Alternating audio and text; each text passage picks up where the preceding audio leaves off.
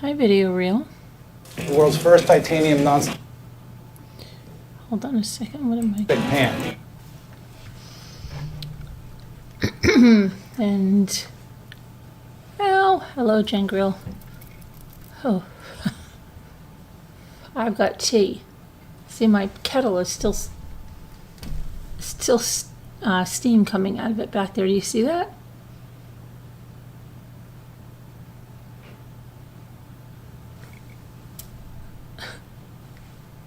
And you see this? Okay, so who watched the trial today? Did you watch it, Jen? I did. And we're going to have a bad snowstorm, so I hope we have power tomorrow. It might start at 3 o'clock in the morning. They've already canceled school. We were eating dinner at the table, and we get a call, and I had my cell phone there, so I picked it up, and I'm like, Luke, it's the school. And I don't know why that thumbs up is going there. I didn't do anything. I said, Luke, it's the school. And it said school was canceled due to the impending weather. It's already canceled. I think that happened once in our lives, and it wasn't even that early that we found out. So it's supposed to be bad, I guess. Did that stop steaming? It's still steaming. Making me nervous. Okay. Neither am I, Jen. It's pretty for a while, but then if you lose power and everything, it's not nice. That's because you live in the South, video. People in the South always love snow.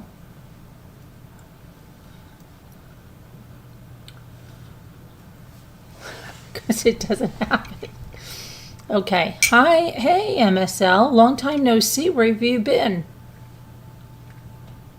Where have you been? Good to see you. Hope you had a happy Thanksgiving. Your husband has to drive? Because you don't like to drive in it?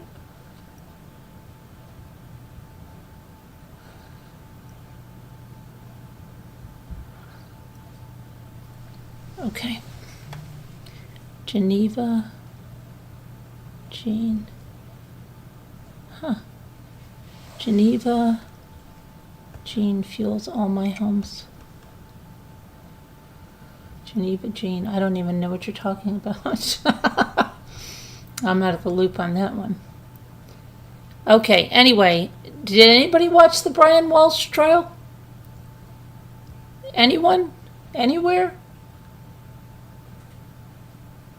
Does anybody know who Brian Walshe is? I feel like the teacher on the first day of school trying to find out what the class knows. Did you guys learn this geography last year? Did your teacher teach it to you? How far did you get in algebra? Oh, I'm sorry to hear that, MSL. We missed you too.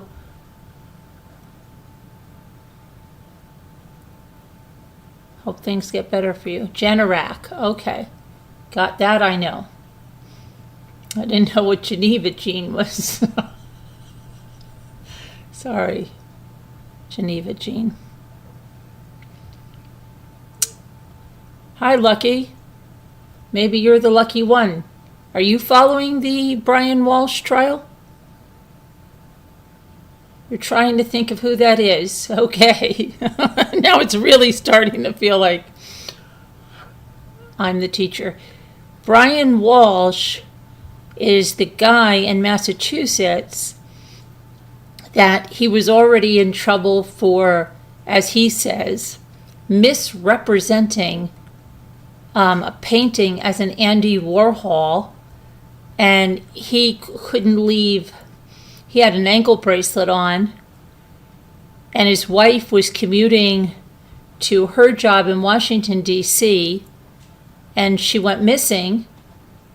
They never found her body, but they found evidence that she was murdered in a dumpster where Brian's mom lived, and Brian was running around doing all kinds of things with his ankle monitor that he shouldn't have been doing. And he was buying things like Tyvek suits and cleaning supplies and hatchet saw, like all kinds of things. But a few weeks ago, he pled guilty to some things, but not to killing his wife, which is strange. Hi, Gail. You don't know. Well.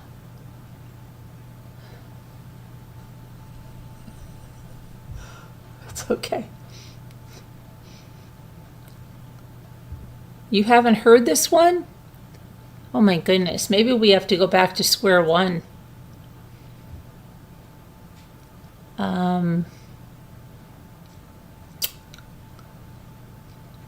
Okay, well, here's the long and short of it. She was commuting to Washington, D.C. He was living in Massachusetts. He couldn't leave where he was because of this Andy Warhol mess he was in, okay? So the prosecution has said it, and lucky I sent, your stuff is going out tomorrow. It's all been packed. I did send you an email and a PayPal request. And I'm just saying because it was like very involved. So I thought I would send it in an email. You actually see the page of my notebook. I hope you understand everything. Okay. Anyway, as we were. Oh, Billy Boy Blue. There you are. Billy Boy Blue, are you following this? Don't tell me Billy Boy Blue is going to be the teacher's pet today. Maybe Billy Boy has the 411 on everything. Are you following this, Billy Boy?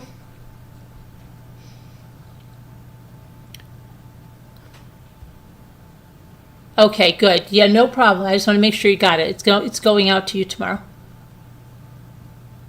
Hi, Twisted. And I'm going to work on your piece, try to work on it tomorrow. I don't know. I hope we have power, Twisted. And then if I have that, then I can get your stuff out to you. I thought, since you're in Canada, you just want me to send it twice. Okay, then you're not the teacher's pet. You can go to the back of the room. No.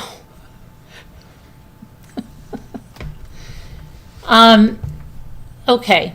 Anyway, this guy, it was around Christmas and New Year's. What was it of? I can't get confused whether it was 2023. Let me just see what date it was. It was January of, is it 2023 or, let me just make sure. I don't want to give you the wrong information, not that you guys would know anyway.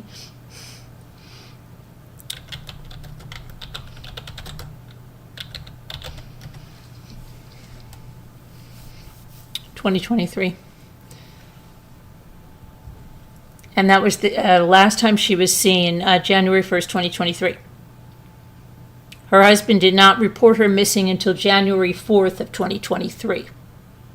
And that was after, in the opening statements, you hear the prosecutor say that it was someone in Human Resources who actually had a townhouse near where Anna did. So they bought a townhouse, Anna and Brian, in Washington, where Anna worked and Anna commuted, and they couldn't move there because Brian had this mess up in Massachusetts. But they had other properties that they used for investments and things. So, in fact, his defense team says, well, now I'm jumping ahead. So anyway, her coworker was worried because it's not like Anna not to show up, right? So she calls Brian and she's like, hey, Anna's not here. Like, what's going on? And he's like, Anna's not there? No. Okay. And he gives her the garage code to get into the garage, but she can't get into the house. She can only get into the garage. So she uses the code to get into the garage, and she gets in the garage, and there's like things like boxes that need to be unpacked and the kids' car seats, because they had 3 boys, At that time, I believe they were 2, 4, and 6. So, and she's from Serbia. Very beautiful woman, okay? And had come back from visiting, I think it was her mother and maybe it was her sister in Serbia, had done some of that. And she had been going back and forth, and it was on Christmas Eve or something. She got stuck somewhere, so she didn't make it home until Christmas Day. And then on New Year's, I believe they had some people over. But then nobody saw her after that at all. And all of her bank, like no action on her bank cards or anything. And he claims that she left. She left to go back to Washington. So he doesn't know what's going on. And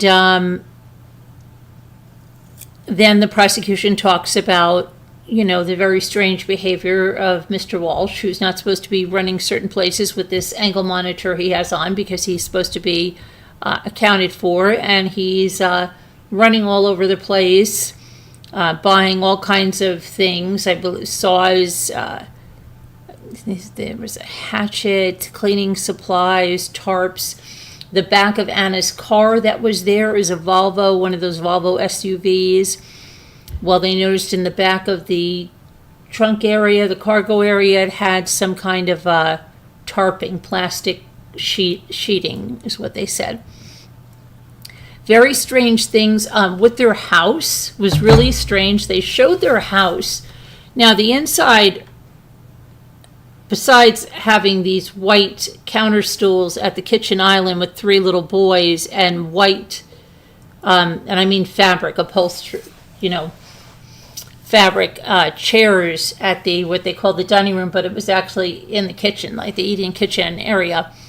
White. I mean, with 3 little boys. That was odd to me. But other than that, the house wasn't odd. Not in the kitchen area, but it was really odd in the bedroom area. Okay, and they showed, let me see if I can get,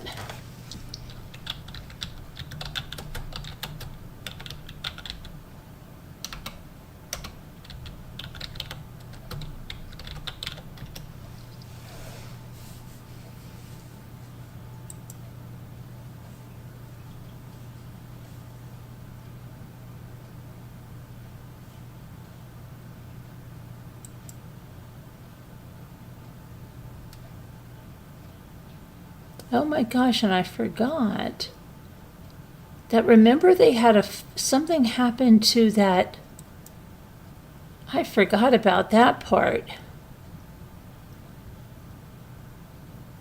What? Hold on a minute. There was one property that they were talking about being sold. It's a Baltimore property. I'm not sure what happened to it, but okay, so this is, I'm going to give you a picture of first because you guys really need like a little bit of the Cliff Notes, right? So this is Brian and Anna Walsh. Uh-oh. Come on. There we go.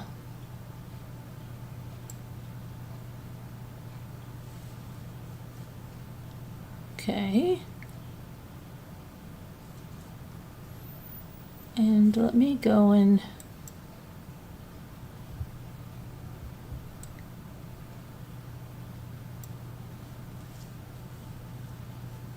try to find what I want to show you about that, the house, the strange things.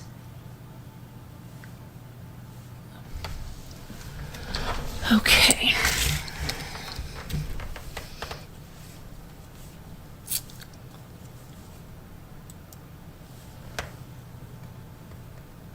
Okay, this was the house that they showed today.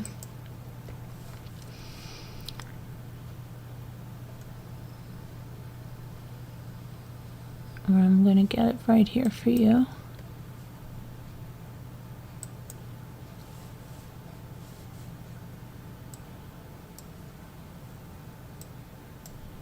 Come on, baby. Come on.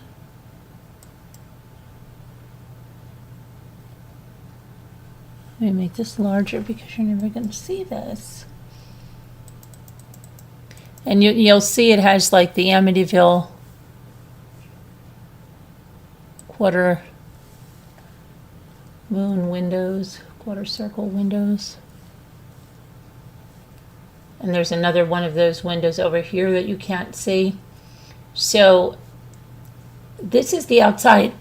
My goodness, what's going on with my voice? This is the outside of the house. And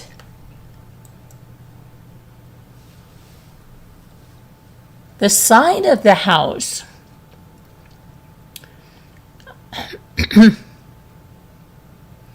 the front of the house has, I don't know if that's, it looks very New England with the shakes, right? I don't know if those are vinyl shake siding or it's real shake siding that's painted, but I think it's probably vinyl. But the one side, and you can see, I think some of it is here, maybe this is it. It's all molded like crazy. And this is like when the officers were there. But the state of the in-ground pool is atrocious. Now they didn't own this house. They were renting this house. But still,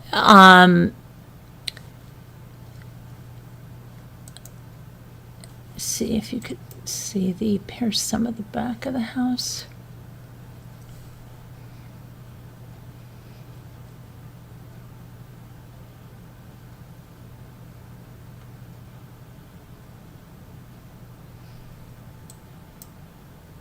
And this doesn't even look as, I remember it was January, okay? The pool wasn't even closed up, but the pictures they showed today in court make this photo look really good. Oh my gosh, why is my computer being a little jerk?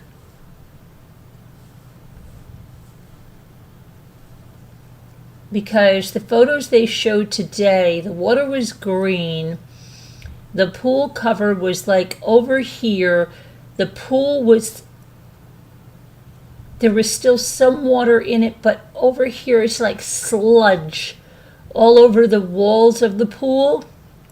It was disgusting. And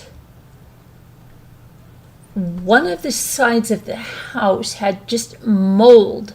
Like, okay, and you would think that somebody would have had it power washed or something. I don't know. I mean, if they're renting it and I tell the landlord, hey, you need some attention here on this property.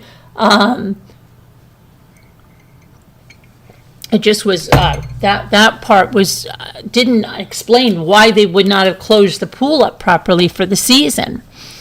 So they also went into that pool and dragged, because they thought it was so odd that the pool would be open, right? So they were like dragging that to see if there was anything there, but they didn't find anything.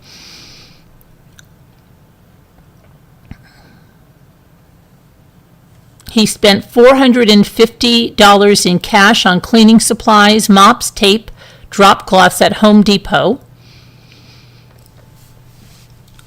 That's on January 4th when her coworker called. The police conducted a welfare check.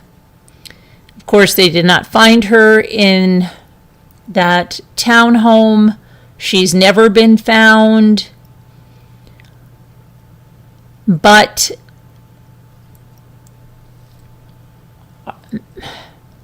Brian was found to have dumped an Hermes watch.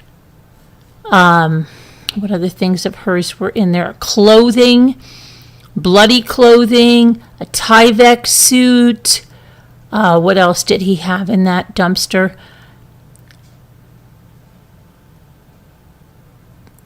Let's see if he had his. Let me get the whole list of what he had in the dumpster.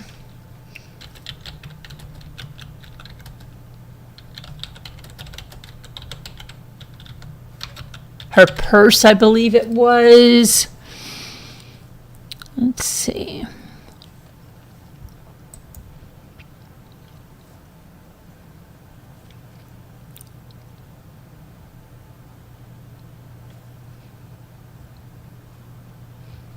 Let me go. Okay, that's the defense's opening statement. We have to go through that. That's what my whole thumbnail is about. Okay.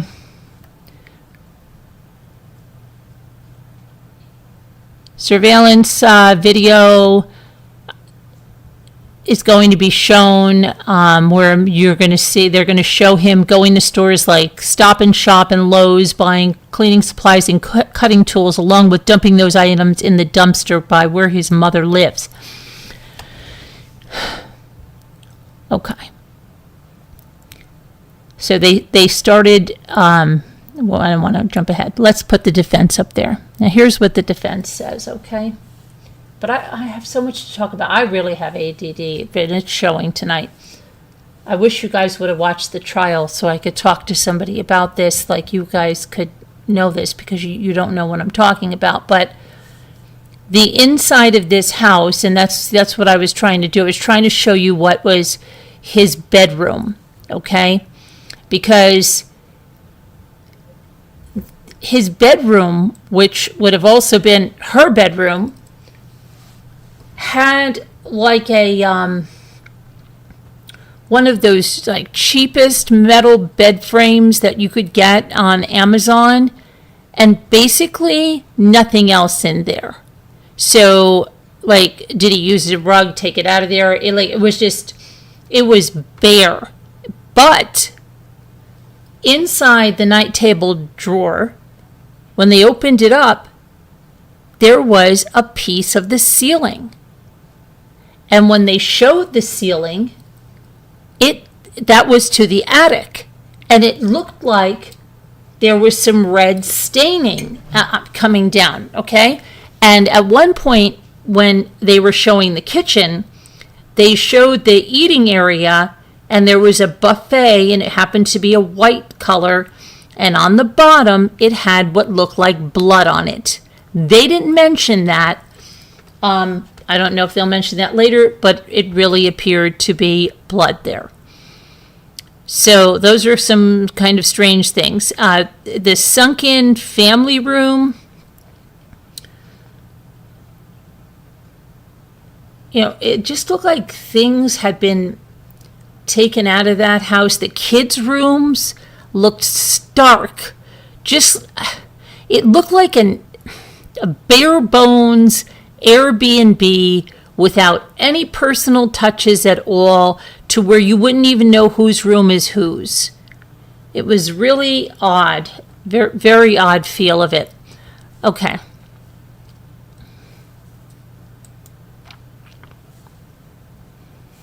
And let me see here.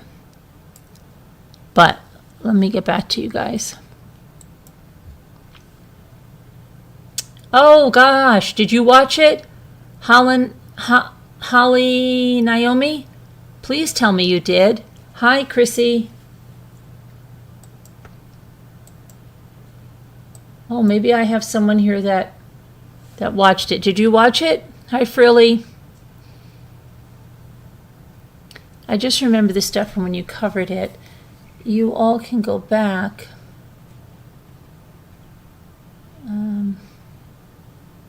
I remember that she left to fly for work. She just disappeared. We know what happened, yeah. Wasn't there stories about him? Yeah, he dumped the stuff at the mother's, in the mother's dumpster. And okay, that's what I'm going to get into. Today, hi, Twisted. Oh, well, I imagine it would, because I'm sure that I saw blood on the buffet. Anyway, today, which was aggravating, is that they played, and I'm going to put in my own FOIA, they played the officer audio cam. All we heard was audio. Very hard to hear, but you could hear But before you hear that, the defense said, listen to this one. They were in love. How do we know they were in love? There were love notes. There were photos being passed back and forth, text messages. They were texting about a real estate transaction where they sold something and they were talking about that.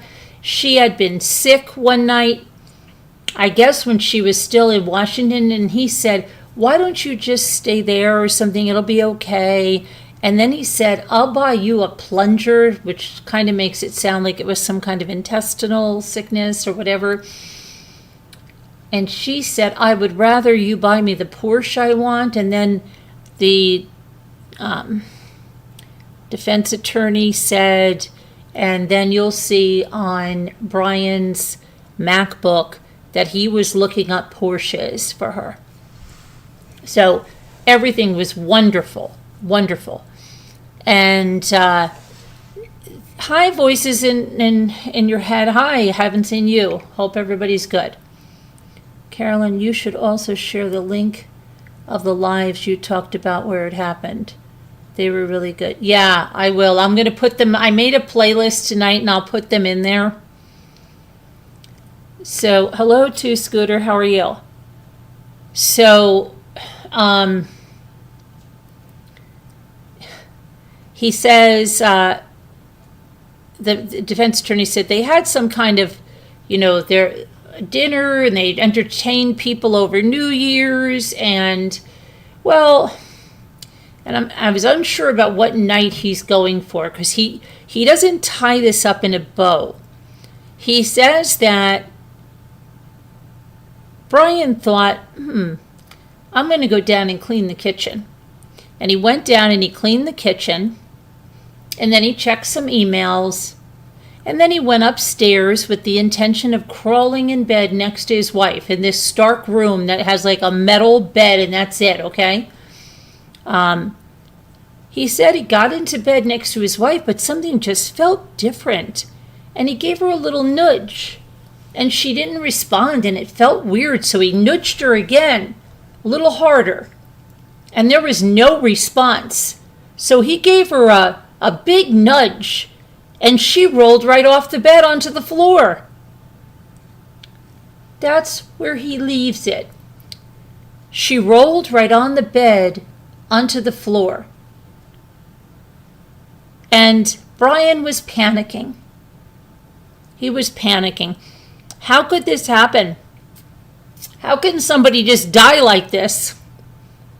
So now you want me to believe that his defense is going to be he was cleaning the kitchen and checking his email, and then when he went, and they had a beautiful night, they had a beautiful New Year's, everything is great, they're so in love. Yes, they've had stresses with his legal troubles and things, of course, and but they were very much in love, and oh, guess what? Even though the prosecution admits she was having an affair with the real estate agent that sold them the townhouse in Washington, D.C., Brian didn't care about that.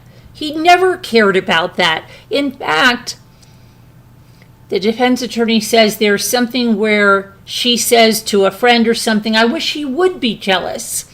And she often came home and said, oh, this guy was looking at me today. And that she said, oh, that realtor was looking at me today or something.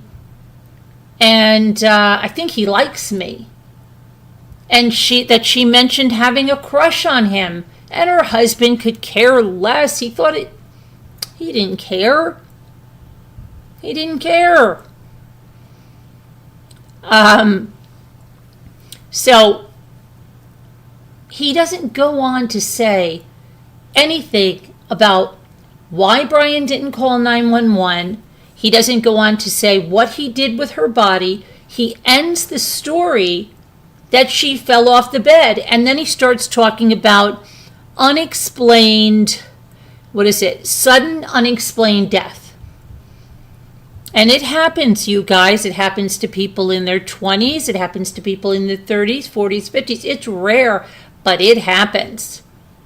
And do you know what? The first sign of sudden, unexpected death could be the death. There have no signs, but she wasn't feeling good. She said she was pale. She had been sick. Sudden, unexplained death. It happens, guys. It just happens. And it's, I guess, normal to panic. And are they going to tell us he panicked and then he went to Home Depot or Lowe's or Stop and Shop and got chemicals and tools to dismember her and did all this because he was in a panic? Why would he be in a panic? Why wouldn't he want someone to revive his wife? If this was the truth, what spouse in their right mind is not going to call 911?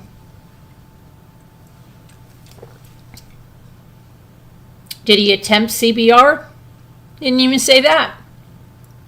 He didn't even say that. He didn't say, Brian, check for a pulse. He didn't say that he did CPR. He didn't say that he thought to call 911. He didn't even say that he researched it on the internet, like what's going on with her. Not one thing. So, and then he walks off. It was, Jimmy was watching it with me and he's like, that can't be the end of the opening statements. And I'm like, that's the end of the opening statements. He walked back to Jimmy thought he was going there to get some notes or something. I'm like, no, he's done. It was really crazy. Then the first witness came on. And this is when it was somebody from the police department that had responded. And they had the audio, and not only was it hard to hear the way it was played, the three kids are in the background and they're giving stuff to the police officer and, oh, what are you giving me? A drawing? Oh, that's nice. What's that of? So you're hearing all of that. You're trying to hear what Brian's saying, but you get the gist. And Brian, for somebody that's, completely panicked, that's why he's lying to the police about everything. He's telling the police is a lie because he's not telling them that their wife fell out of bed. Right? And he had some searches on his computer that were very incriminating, okay, about different things about her body and disposing of stuff and cleaning stuff. And then he asked the landlord about cameras on the house. So the defense doesn't make any sense.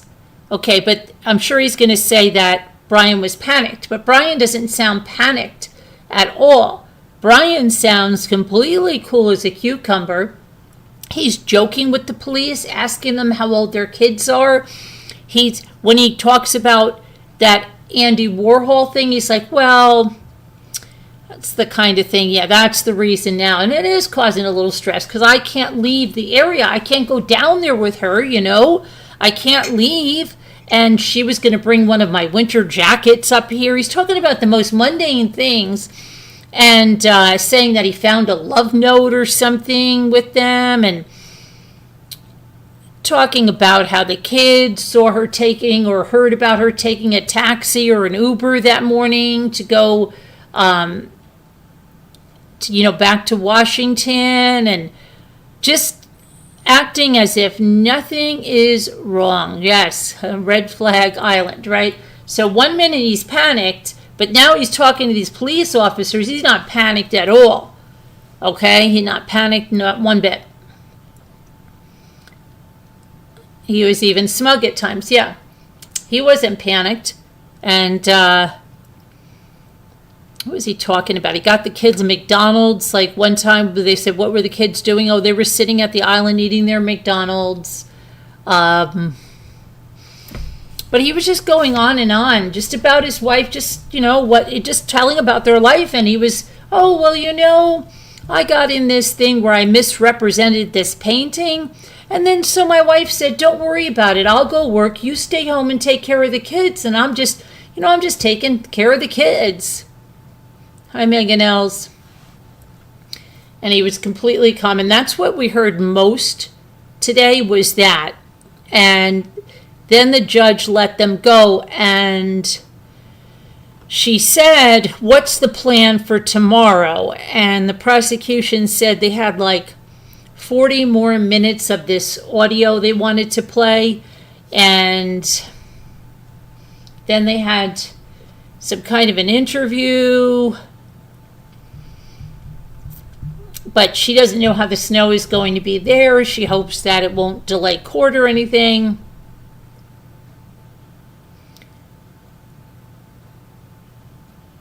Well,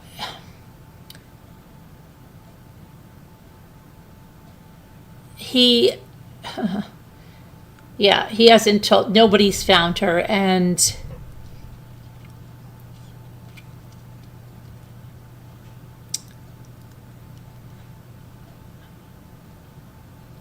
he was saying something about his mother and that he was going there because, she can't stay there. Sometimes she likes her alone time.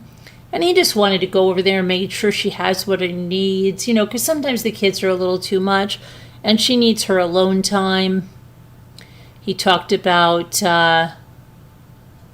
his wife, Anna, recently going to Serbia, visiting her family, and about Christmas and New Year, everything. He can say what he wants. He will pay for life. We all know the truth. So, come on. You panicked? That's so crazy. You know what? You can panic and run out of your house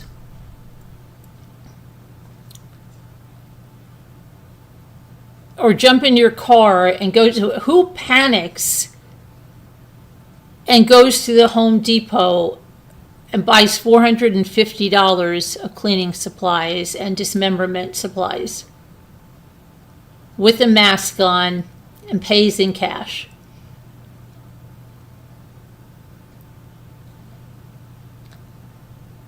I don't know. Okay, let's see what we can, let's see if I can find any of the interior that I want to show you.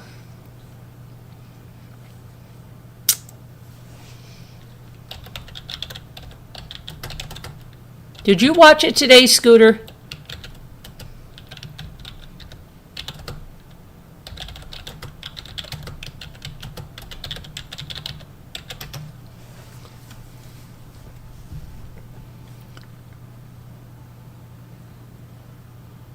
Hold on, this is, I don't know what, the hamsters are running slow tonight.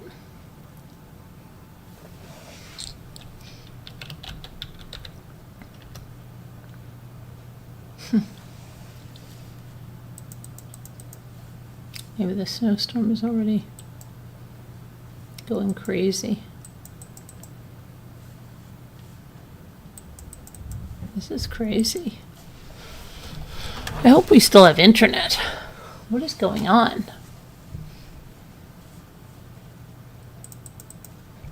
It's what?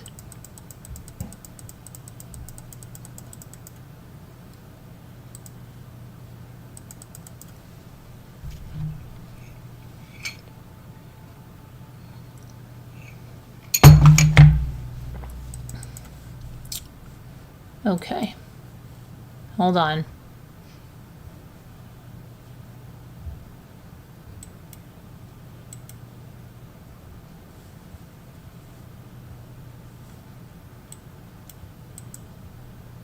Trying to close something. Okay. Maybe it will be good now. I don't know. Let's see. It's really being bad. Okay. Let's try it again.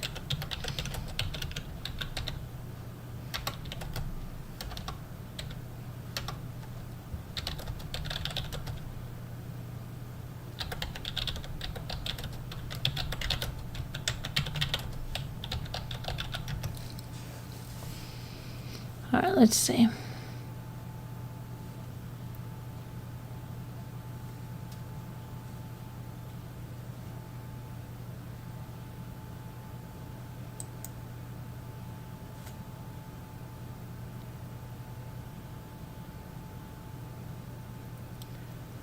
There's 40 minutes of recorded interviews left for the jury, and then another 30 minutes or more in direct questioning of the first witness, who is Sergeant Harrison Schmidt, followed by the cross. And then they're going to have another law enforcement official to testify. That audio that was heard today happened on January 7th.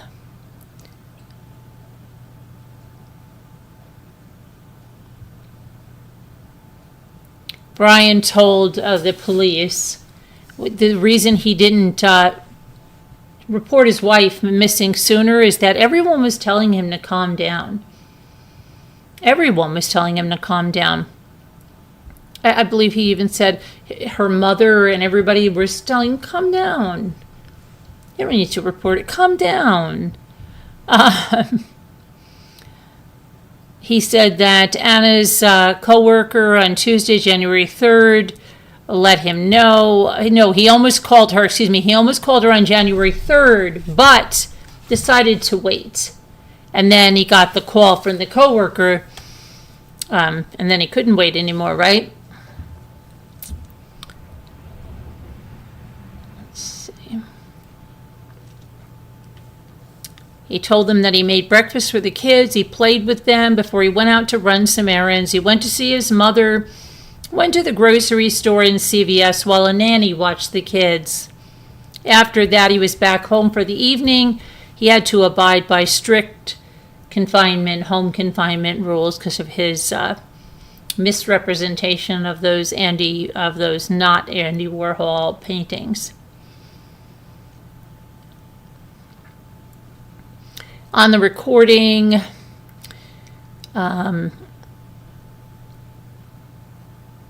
investigators asked to take Brian's phone, and he said he wanted to give it to them, but he has to check with an attorney who is representing him in that separate federal case about the Andy Warhol stuff, okay?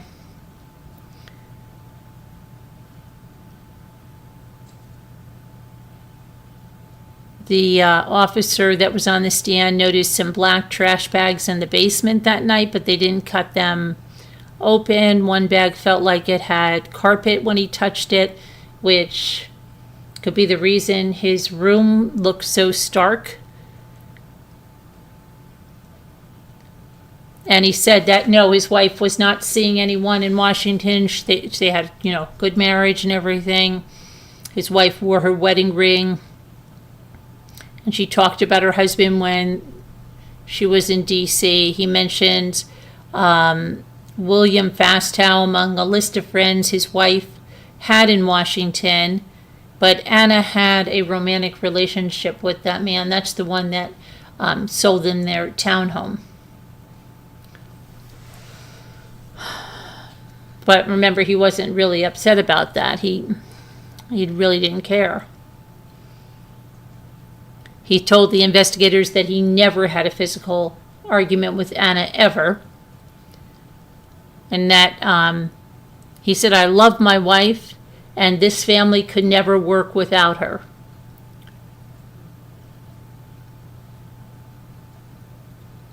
And then there was an interview on July 5th. See, the police first went there on the 5th, and then they went back a couple of days later. So on the 5th, his explanation for why did he wait so long, he said it because, everybody it bothered him, but everybody he called just kept telling him that, calm down, just relax. Don't worry about it. It's not, calm down. He said he held off too long and he should have acted a day earlier than he did.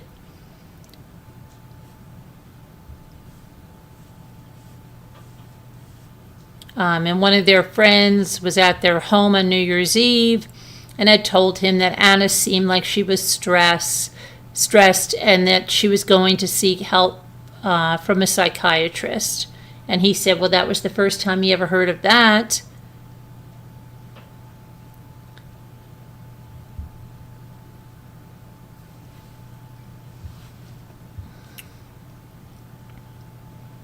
I want to get to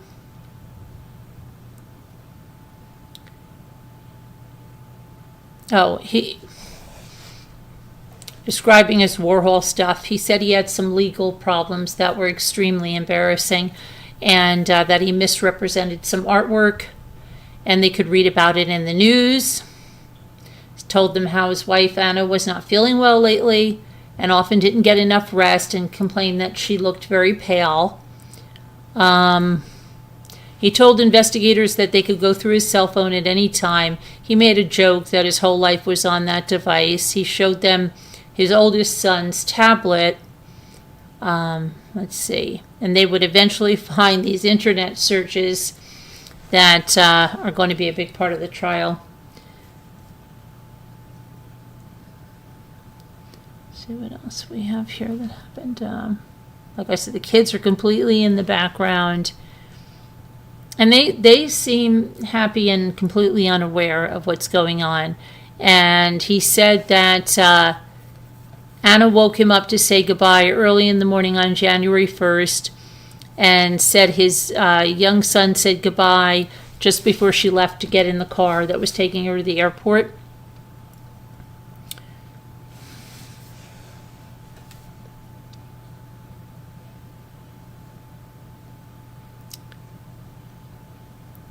Okay, and this is the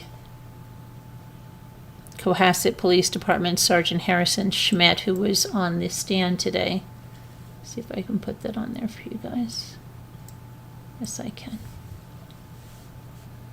He's the one when they're playing all those recordings.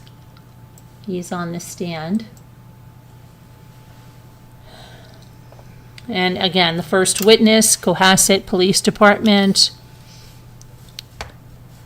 Schmidt was a detective during the time the department was investigating Anna's disappearance.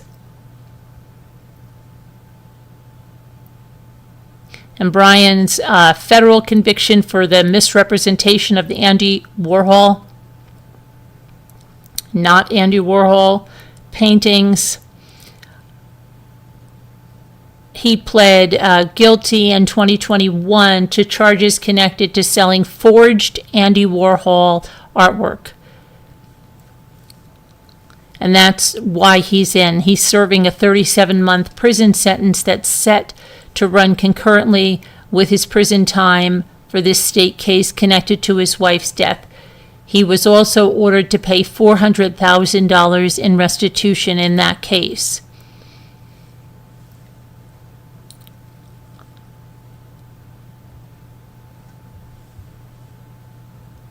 Anna Walshe confided to William Fastow, and that's the man she was having the affair with, that they might consider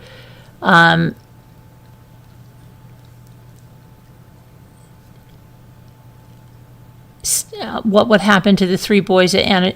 They might consider staying together for the sake of the boys to preserve the family essence.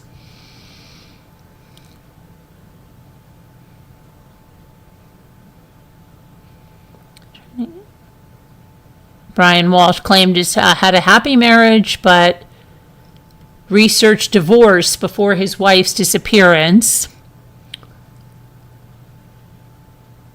See if it'll give me the... Okay, so here's some of the internet searches. How long for someone to be missing, to inherit? How long missing to be dead? Can you throw away body parts? Those were beginning on January 1st at 4:54 a.m. Walshe searched the best way to dispose of a body. And at 6:24 a.m. the same day, those other three searches that I just told you. There were more searches. How long does DNA last? Is it possible to clean DNA off of a knife? Best way to dispose of body parts after a murder. Better to throw away crime scene clothes or wash them.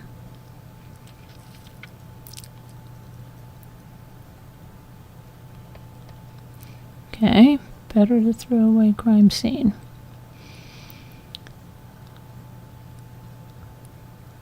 Go back here. I want to...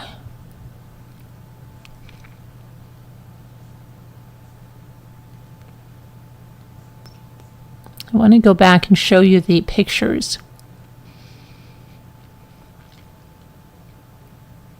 Oh, he was asked by investigators if Anna ever talked about suicide, and he said no.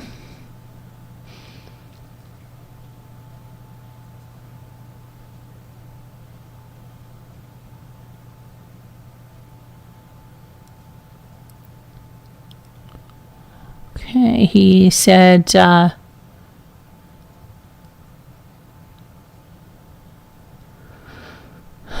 everybody told him to calm down because Anna just regularly worked long hours and typically just ate dinner and went to bed.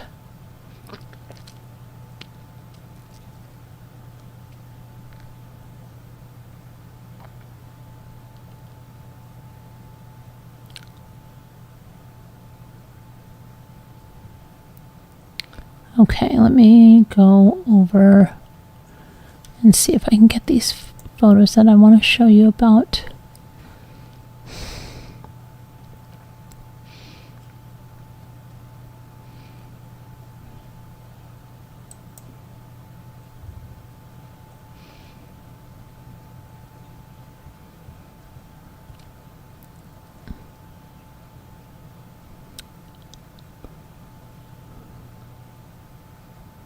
Okay.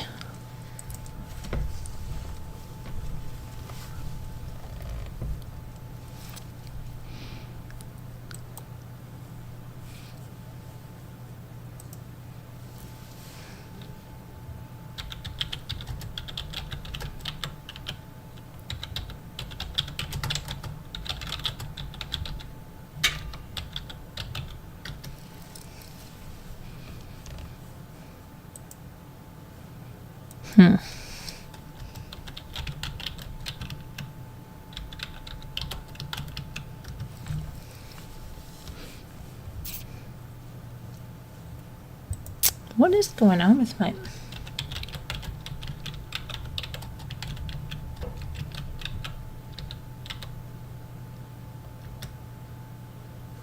Okay, let's see. Okay, here's something. Here's something I want to show you. Here's where he was just doing a little, shopping. Here, he was just doing a little bit of shopping. Okay, here's one of those mop buckets, like, you know, commercial ones with the big ringer on the top. He's got mops in there, buckets. He's just doing a little bit of shopping. And there was a bone fragment in the hacksaw, which was a clue of what was going on. But there he was doing a little bit of shopping with his mask on in 2023, paying cash.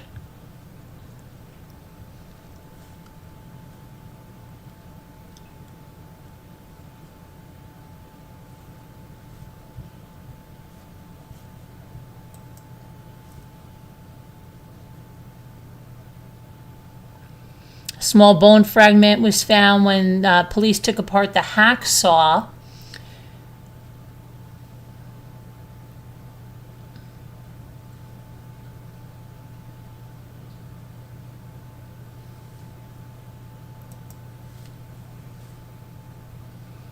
Let's see here.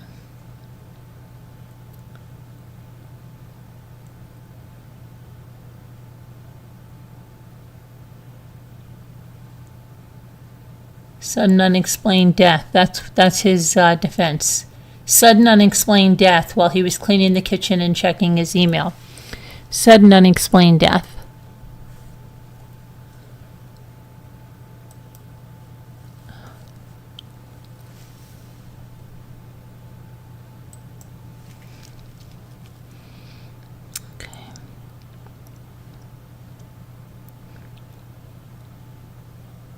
Okay, let me do this.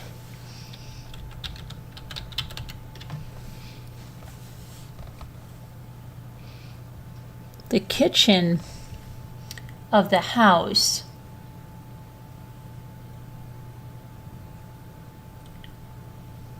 had it looked like the floor was so red.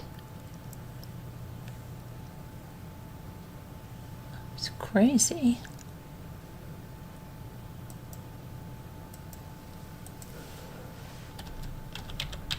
And the ceiling,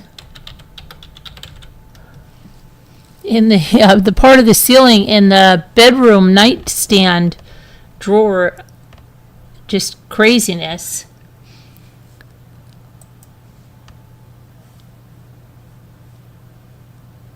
Let's see here.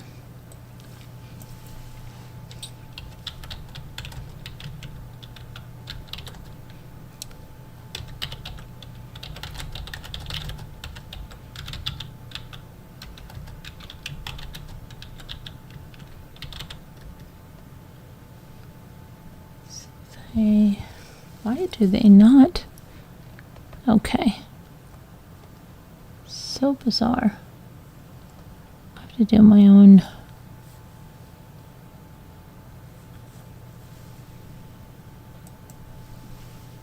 Let's see.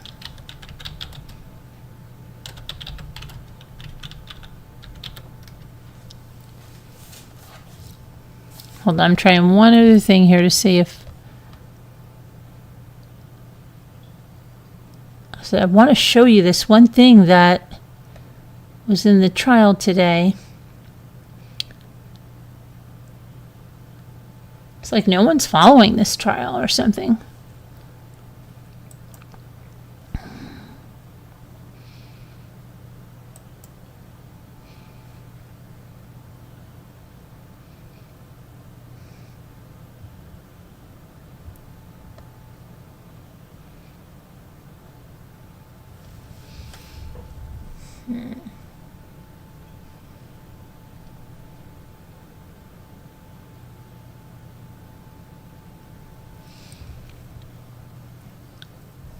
It was between 2011 and 2015 that he was involved in that fraudulent art stuff or misrepresenting things. His father died in 2018, and then he was indicted October of 2018 on the federal fraud charges. He pled guilty in April of 2021. In December of 2022, Anna confided to friends that she's unhappy and she suspects that Brian is going to face prison and she is considering divorcing him. They hosted a New Year's Eve dinner at their house, and Anna was last seen January 1st, 2023. Brian's claiming she left for a work trip to D.C., but investigators find no evidence that she traveled, that she flew, that she went by train, plane, automobile, anything. Then you have the crazy searches he makes, how to clean blood from a wooden floor. He buys $450 in cleaning supplies. He's disposing of heavy trash bags in multiple dumpsters, and one of those is by where his mother lives. And the trash bags find blood-stained items, cutting tools, her COVID vaccination card, stuff like that.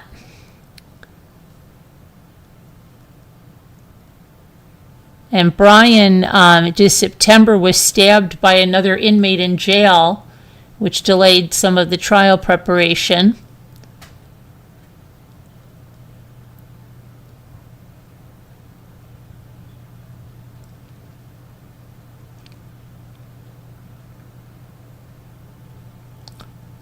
Trying to get the...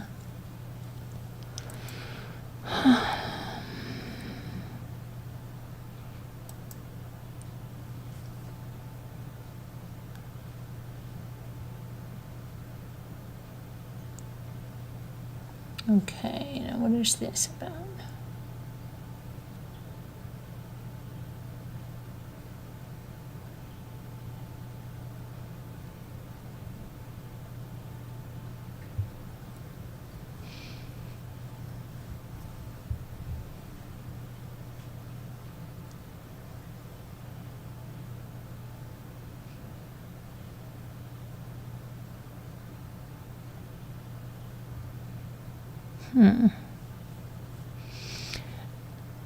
wanted to show you, I'm just going to have to, I guess you would think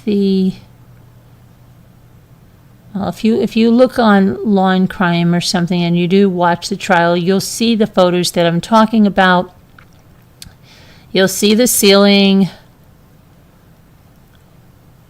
that's in the pieces of it. Like, it's so weird. Why would he put pieces of the ceiling?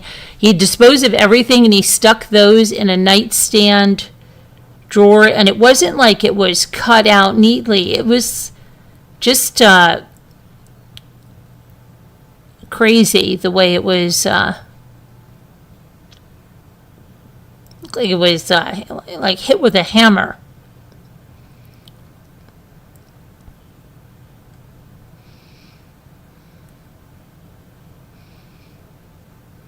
Now, there's some people that believe he's innocent. I don't know.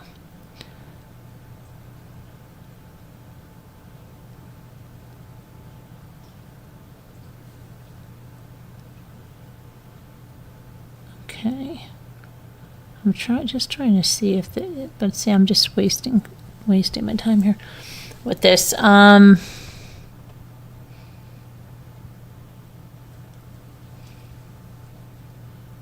Let me try one more thing.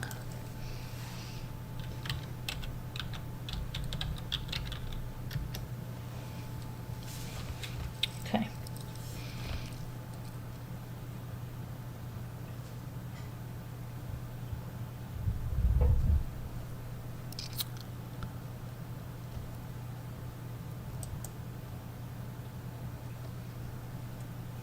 All right. Oh, let's see where this is.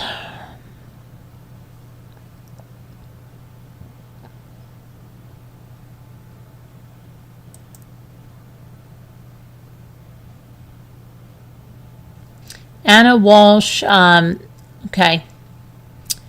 She is a Serbian immigrant who worked for a real estate company in Washington, D.C.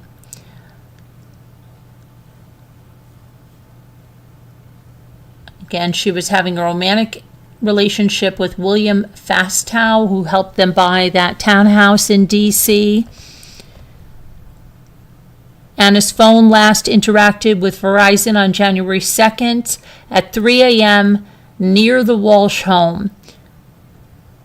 Brian was interviewed multiple times and claimed no knowledge of Anna's affair. Anna had over $1 million in insurance policies and substantial amounts of money in her bank accounts. Internet searches on Brian's devices included best states for a man to divorce, best way to dispose of a body, how long for missing to inherit, is it possible to clean DNA off a knife, best way to dispose of body parts after a murder, and searches about cleaning blood with bleach and ammonia. Okay, the things that Brian was buying with that mask on included bandages, candles, rugs, a mop, a bucket, and a hatchet. Items found in the dumpster included Anna's hunter boots, a hatchet, a hacksaw, an Hermes watch, a hacksaw with DNA linking to both Anna and Brian.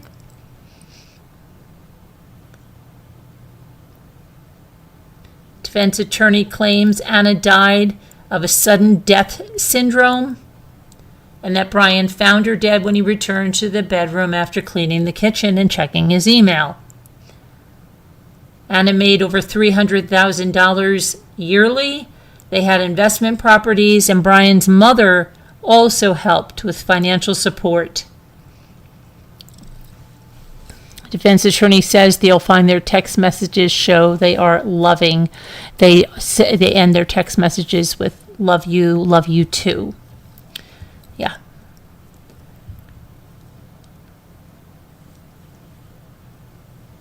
Remember I told you that the Volvo wagon had a plastic sheeting in the cargo area. The detective conducted the walkthrough, noting the ceiling of Brian's bedroom was missing, and it was found in the drawer on the bedside table.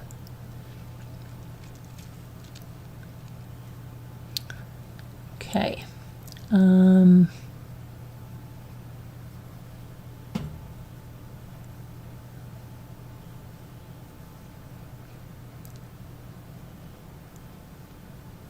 The judge on the case is Diane Frenier.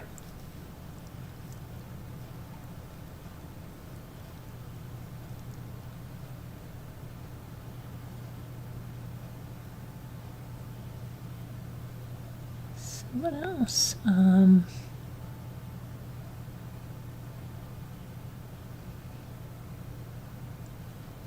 I don't even understand how they're even going to go with this freaking defense. Really?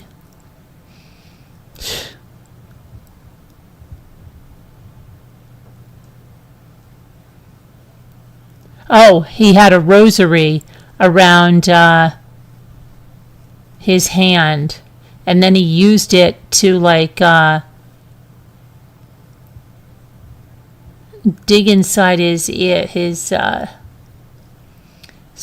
People think he dug in it with his ear, his hand, but it was the hand that clutched the rosary that was digging in his ear. But I think he was probably doing that to show the jury the rosary, to make sure they saw it.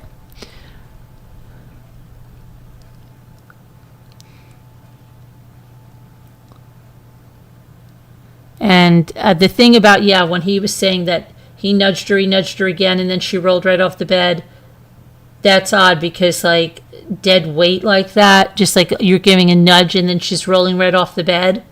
Come on.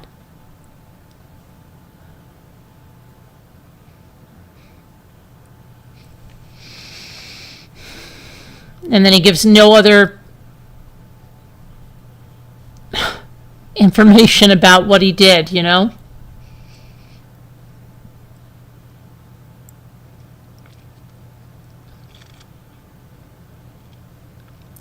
If there's anything.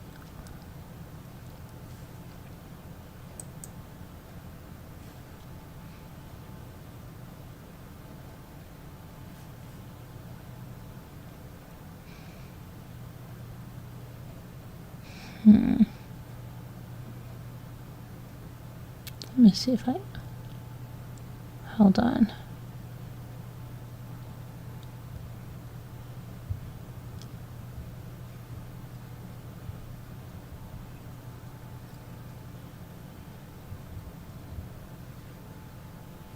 Oh, here.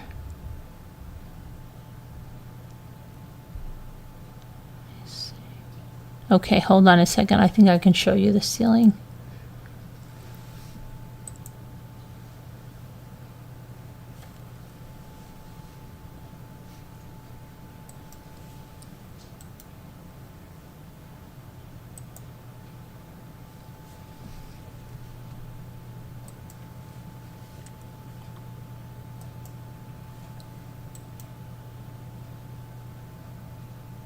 Let me just make it a little bit bigger so you can see this.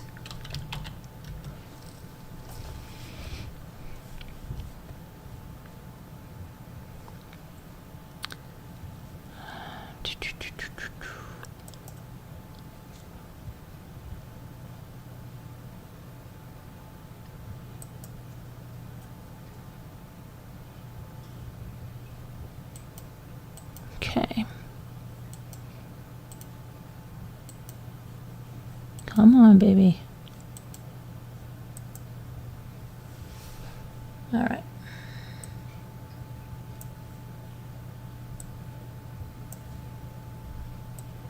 See if this doesn't.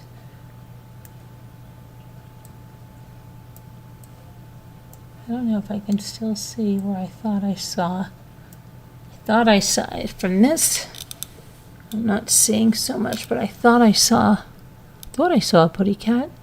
Thought I saw blood on the wood, but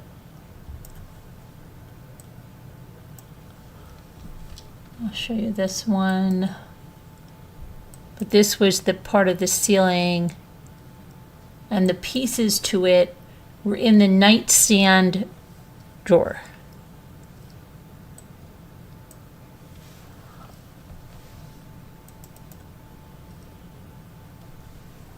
okay?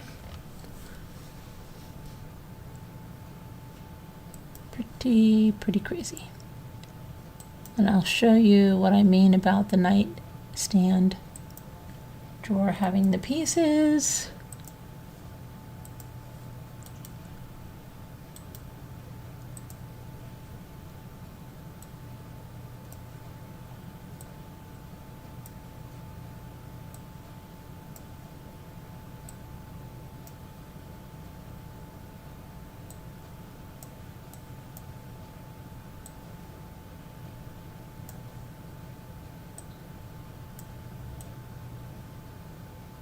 Okay, hang on.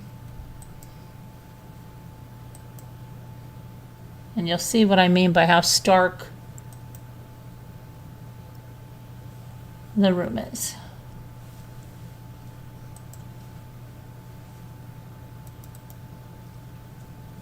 You see that? The pieces of the ceiling are right in here. This is his room. He doesn't even say this is this is his room.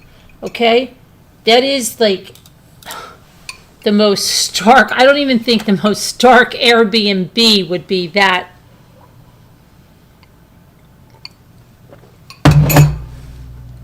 What the hell did he take out of there? And why is it, maybe that was like the bloodiest room. I don't know. Looks, I don't know if it's just me, it looks highly suspect right here. And this room is completely stark, and why are these things on the floor? Are they hiding a really bad spot? I don't know.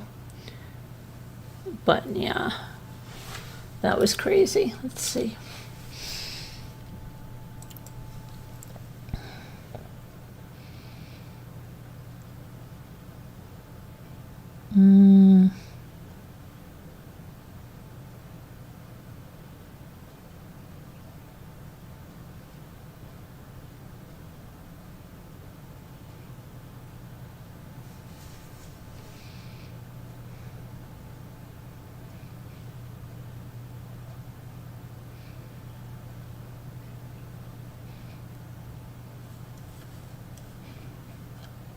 That.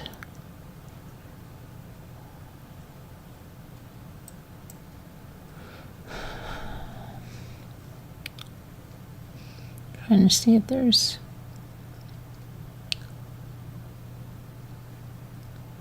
Oh yeah, and then the woman's glasses, her eyeglasses were found. The little boy handed them to the police officer, I believe he did.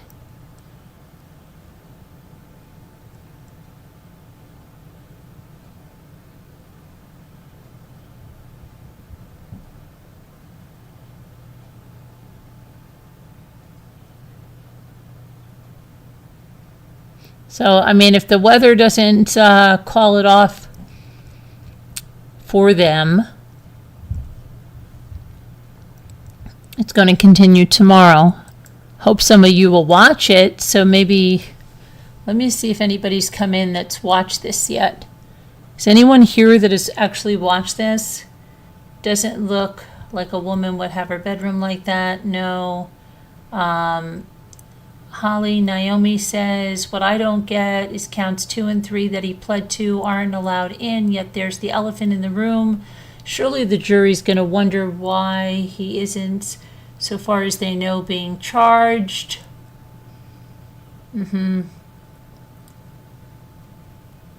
Twisted says he is such a know-it-all and acts guilty, so I don't know how anyone thinks he's innocent. That's right, they got him on camera disposing of plastic bags in different places. It's removed because it had blood spatter on it. Yeah, that's what I'm saying, but how would there be just blood spatter in that tiny little spot? It was in a tiny spot. That's weird. So, but why would he do that? Like, if he's trying to clean up this crime scene, right? What, did he notice it at the last minute when the cops were there? And he's like, oh my gosh, I've got to crack this out of here and I'll just throw it in the straw right here and nobody will be any the wiser. I mean, for crying out loud. He didn't even try to disguise it with anything, right?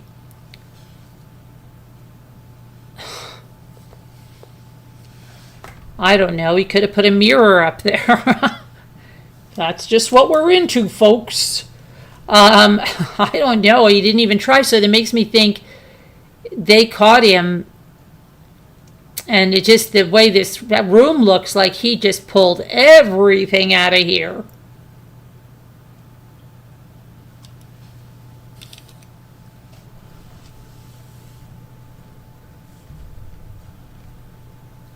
I didn't know this case was starting. Yes, it started today. You watched it on and off today, Twisted?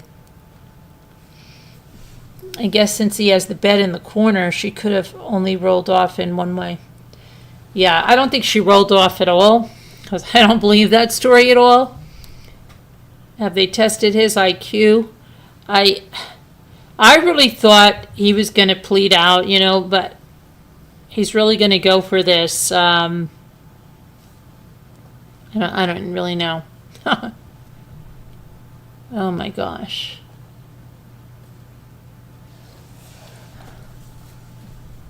And they go to the office. What is that in the drawer in there? He's like, oh, that's the pieces of the sheetrock from the ceiling. Pieces of the sheetrock from the ceiling.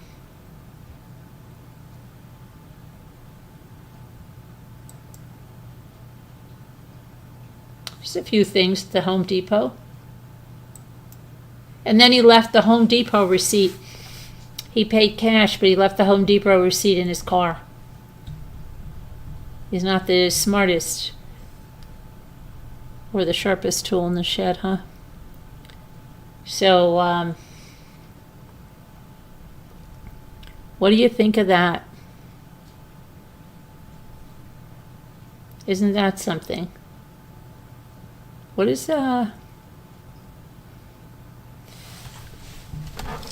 what does your guy say? Would you look at that? Would you look at that? Okay, now that we've gotten that out of the way, I hope that more of you watch this. But let's see what's going on in the other, because I haven't followed any other news today. None at all.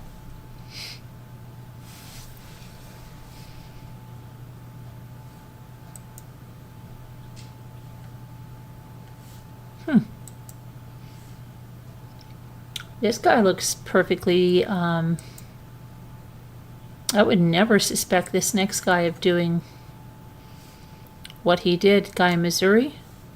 Frilly, are you here? I would never expect this guy. Just looks like he looks like a normal run-of-the-mill guy you'd run into a grocery store or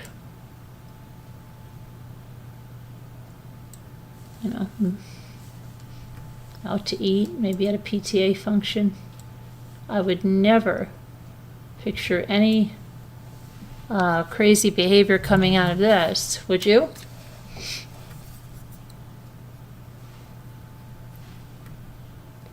I'll tell you what he did.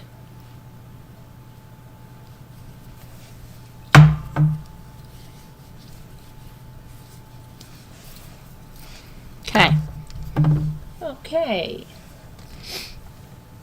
What did he do?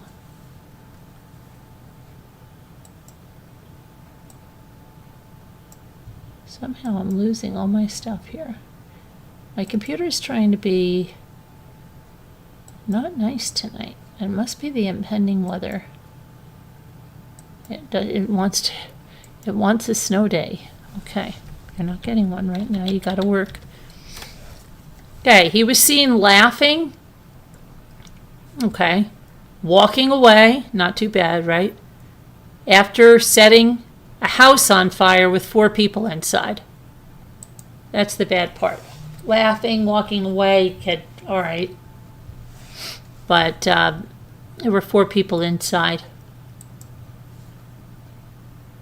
He was arrested on arson charges last month after he allegedly set a home on fire in Independence, Missouri, with 4 people inside. None of the people inside were hurt, thank goodness. Police say they found 2 lighters in his pocket. A witness identified him as the man they saw watching the flames and laughing before walking away. The owner of the home, who said she knew the guy, reported him outside yelling and laughing before he started the fire.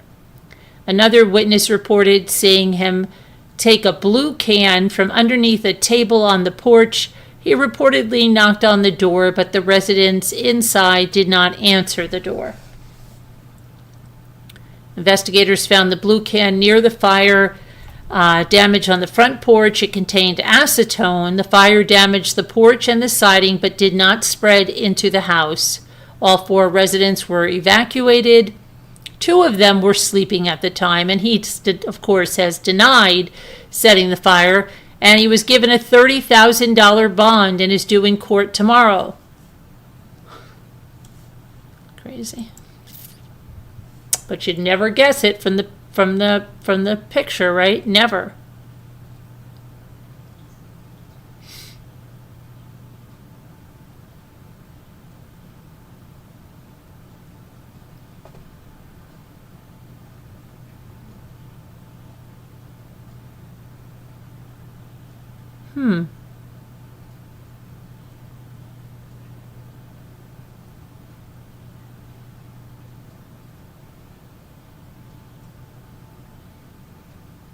So no charges still in that girl that was killed in that Carnival cruise by allegedly the stepbrother. There's still been no arrest.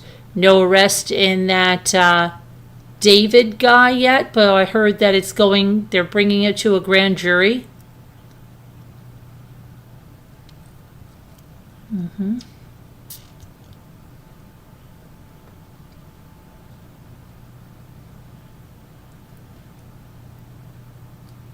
See what else is going on.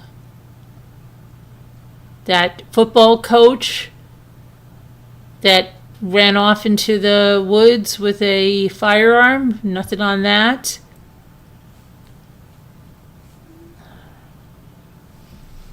There's 2 brothers in Alabama. Did they ever find these kids?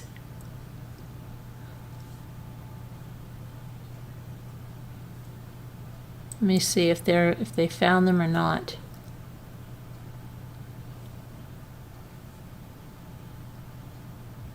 There are no records. There are no records. What are you talking about? Hold on. Is this true or is this like a... Oh, it's canceled. Well, thank goodness. Let's hope that...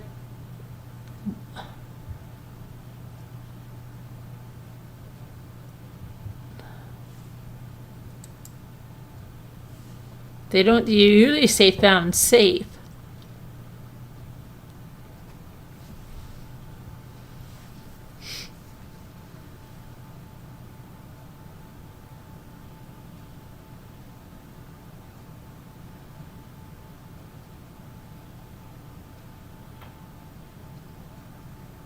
Oh my gosh. Oh, look at this.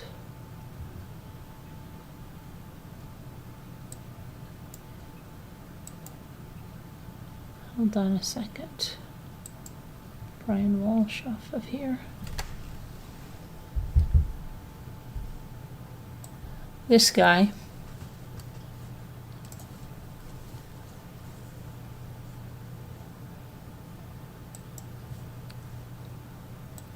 This guy over here from Minnesota.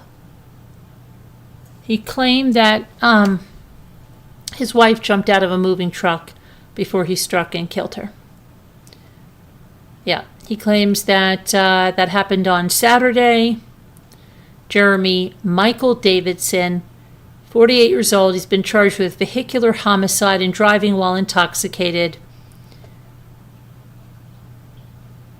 Said that Sibley County deputies responded to a call about a possible vehicle accident and found Davidson's pickup truck in the road stopped, but with the motor still running. And he was laying on top of the vehicle.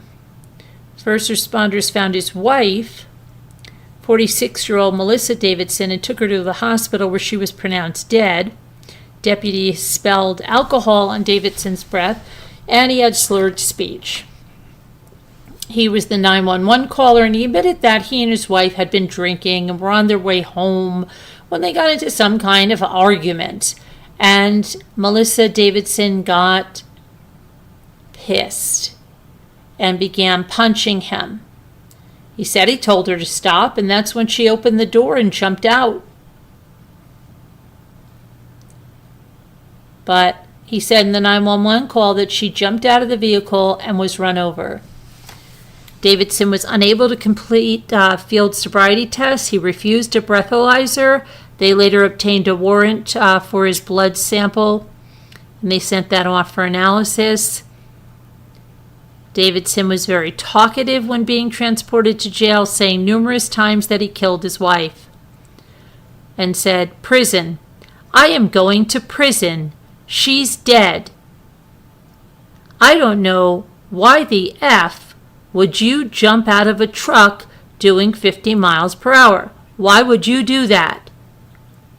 Just gets drunk, jumps out of an effing truck. Make it make sense."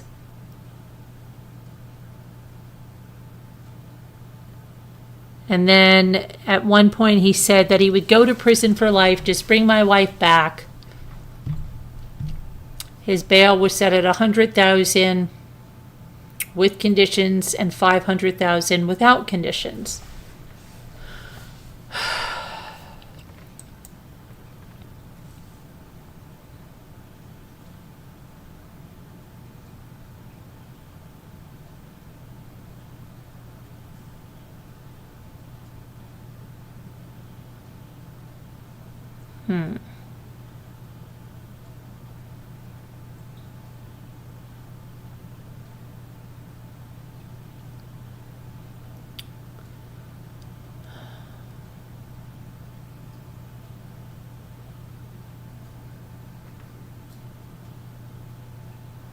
Okay, let's see what else we got.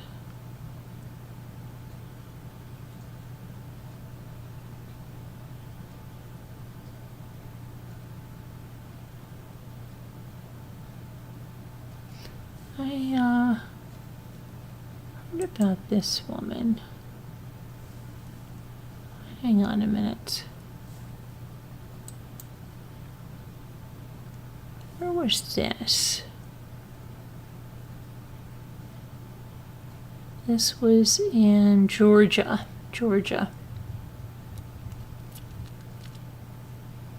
This woman right here.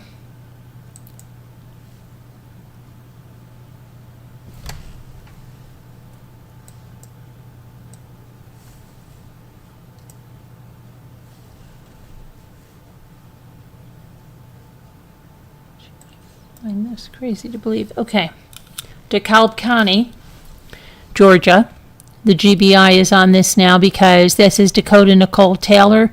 She was arrested at the end of November, which was just last month, on charges of malice murder, felony murder, and cruelty to children in connection with the death of her baby, Micah Taylor. Micah was just 7 months old when he died in September of 2021. And she's also been charged in the death of her 8-month-old son, Caleb Taylor. Taylor was allegedly deprived of oxygen by his mother, Caleb was. And he had excessive physical and mental pain from that.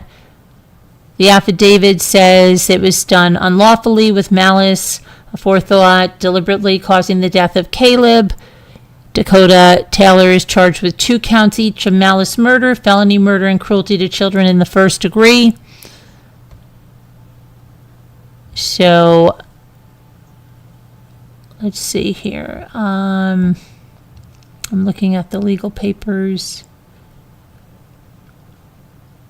Dakota Taylor in the county aforesaid did commit the offense, to wit, felony murder, on January 8th of 2025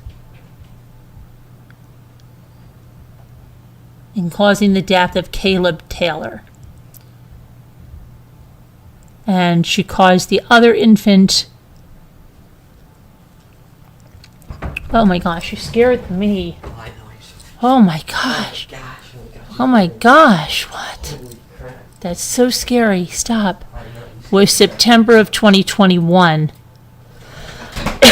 According to the grand jury, the arrest warrant obtained earlier this week, Taylor is charged with causing the death of Micah Taylor by obstructing his airways with malice and aforethought. Let's see. So, oh my gosh, what was that? I kicked the seltzer, don't worry. The what? I accidentally kicked the seltzer, don't worry. The seltzer. Don't kick the seltzer. But I didn't mean to. That's done nothing to you. I don't know if it is. Yeah, this is crazy. She's killed 2 babies in like a little over 3 years. Why? Why? And like a person like this has these babies. That's what I'm saying. And then there's people that want babies desperately and can't have them. It's so crazy. And nobody understands, and it's unclear, okay, why it's been so long between Micah's death and Caleb's. Like, why wasn't she charged for Micah?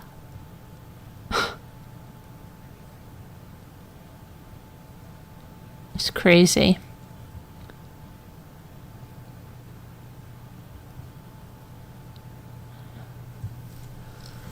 I don't know. The people are crazy. That's all I can tell you.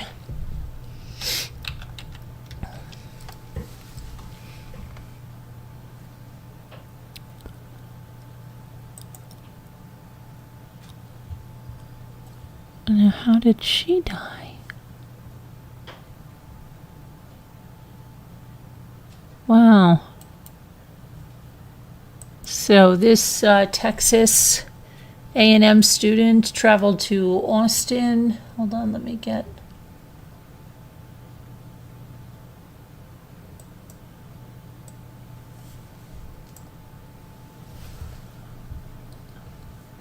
Come on, did you get over it?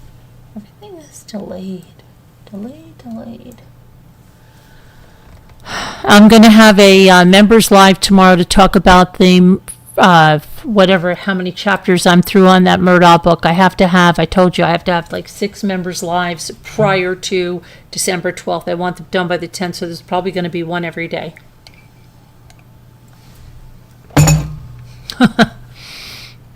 Anyway, I'm going to try maybe to do some in the afternoon. I don't know.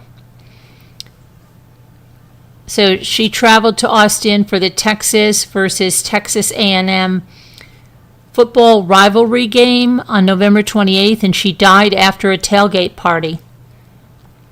Brianna Aguilera, a Laredo, Texas native. Wait a minute, I was just something. Oh, no, that was different. Okay. She was in town for the Black Friday matchup, where she attended the tailgate in Austin. It's unclear what led up to her death in a West Campus student apartment complex. The details surrounding what happened remain unclear. Her mother is still awaiting answers, according to a GoFundMe.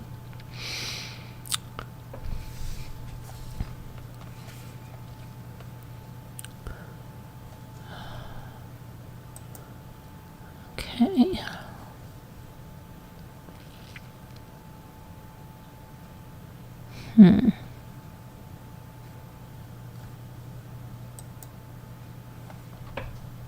Let's see what else we have. A lot of schools are already closed. Most extreme cold on Earth will hit the U.S. Well, that's stupid that was posted 9 hours ago, and it says before Christmas. Oh, you know what? I am losing my mind. I was going to say, we just had Christmas, so that's stupid. Oh my gosh, but it was Thanksgiving. Christmas is done, kids. Oh my gosh, but the most extreme cold on earth is going to hit the U.S. before Christmas. We usually have extreme cold in January, so it's really not that odd.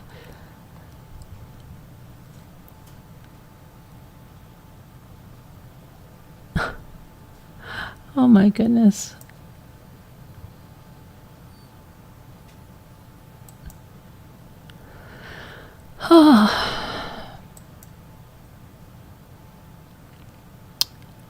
Oh my gosh, a mom gave birth in a Buc-ee's parking lot. I wonder what Buc-ee's she gave birth in. She gave the baby a... Which one did she give birth in?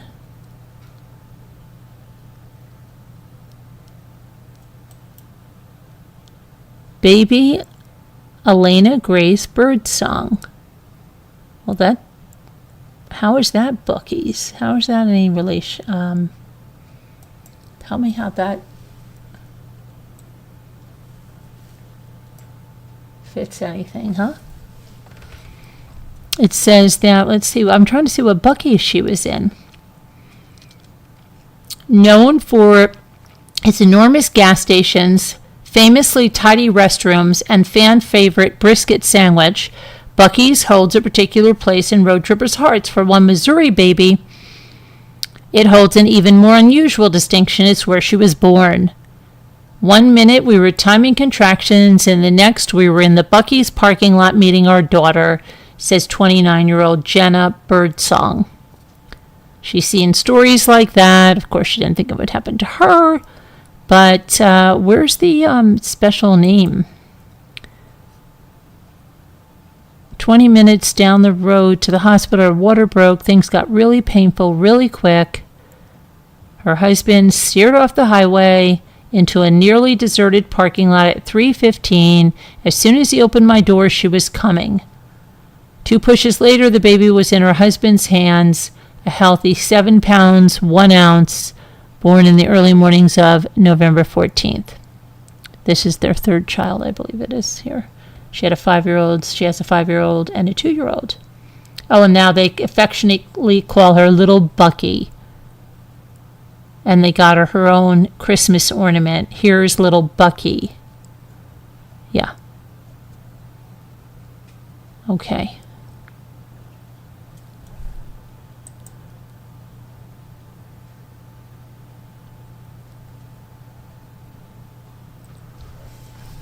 Something to say, Father. Oh, wait, there is some news on that cruise ship. Hold on. On that cruise ship death. It says the father's breaking a silence. Let's see what he says. Oh, Anna Kepner. Let me change the graphic because we're going to talk about Anna Kepner now. Not Little Bucky. God bless you, Little Bucky. Okay, let's see now. Christopher Kepner, the father of 18-year-old Anna Kepner, said his 16-year-old stepson, Christopher, should face punishment if investigators find that he played a role in her death. And that was on board the Carnival Horizon ship, but no suspects or charges have been announced. But that's not exactly true, maybe not announced, but in those court papers, the paramour mentions that. Anyway, Anna was found dead on November 7th in a cabin she shared with her stepbrother. Now, why was she sharing a cabin with her stepbrother?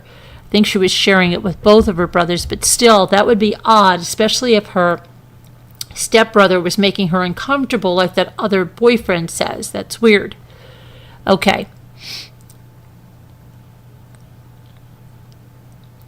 Officials have ruled the cause to be mechanical asphyxiation. The FBI is leading the investigation. Kepner's statements show a balance between grief and determination. He is emphasizing that the investigation is entirely in the FBI's hands. He intends to push firmly for legal accountability, and he will wait for the FBI's findings and pursue justice if evidence supports the charges. I wonder if him and the paramour are together still.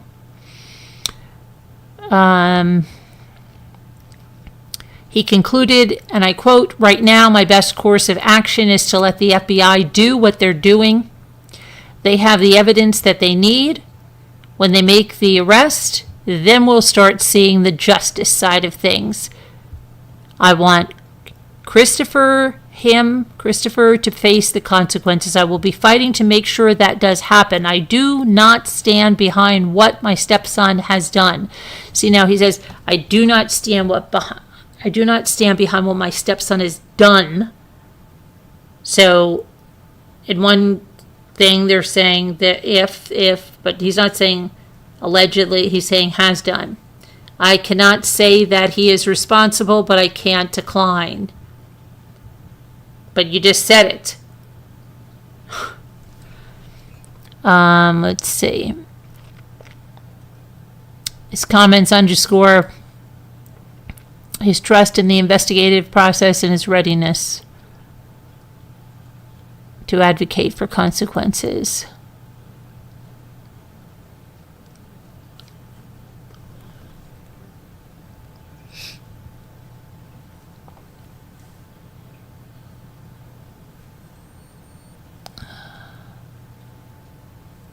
Let me see what happened here.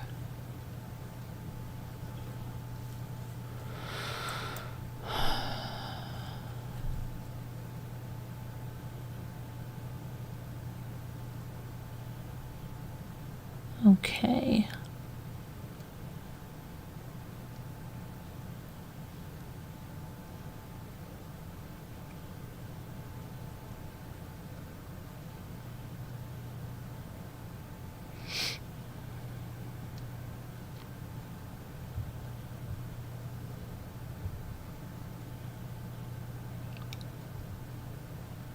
Idaho student accused of kidnapping a 4-week-old baby.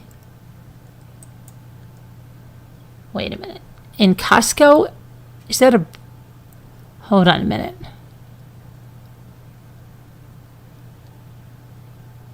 Wait a minute. A BYU Idaho student?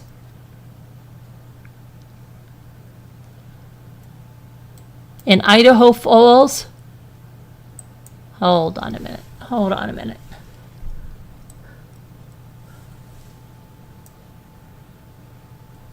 Isn't BYU Brigham Young?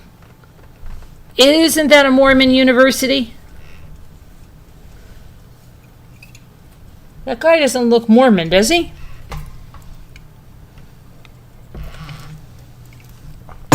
Am I having another crazy attack right now?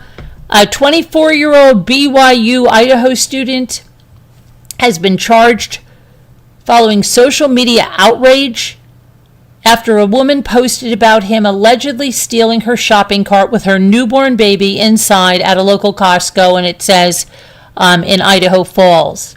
He is charged, Michael Garrison Rain, with felony second-degree kidnapping.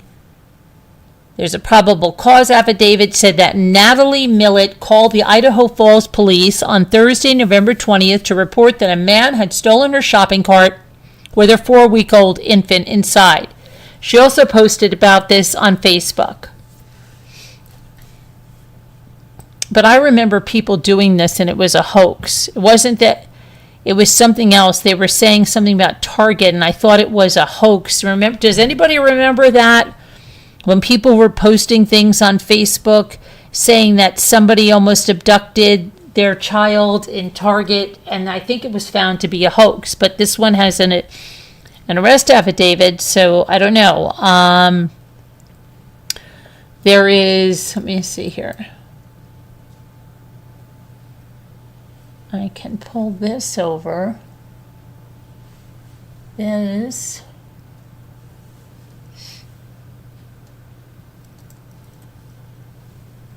is Ben and Natalie Millett. It says another update.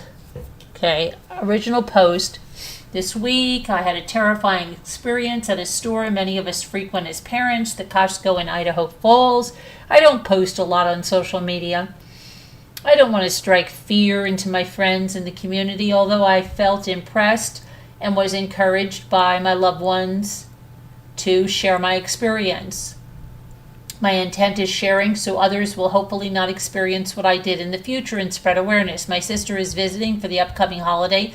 You know what? I'm sorry. There's a lot of, okay, maybe it's because I'm skeptical, because I do remember something about people doing this about a Target and they found out it was false.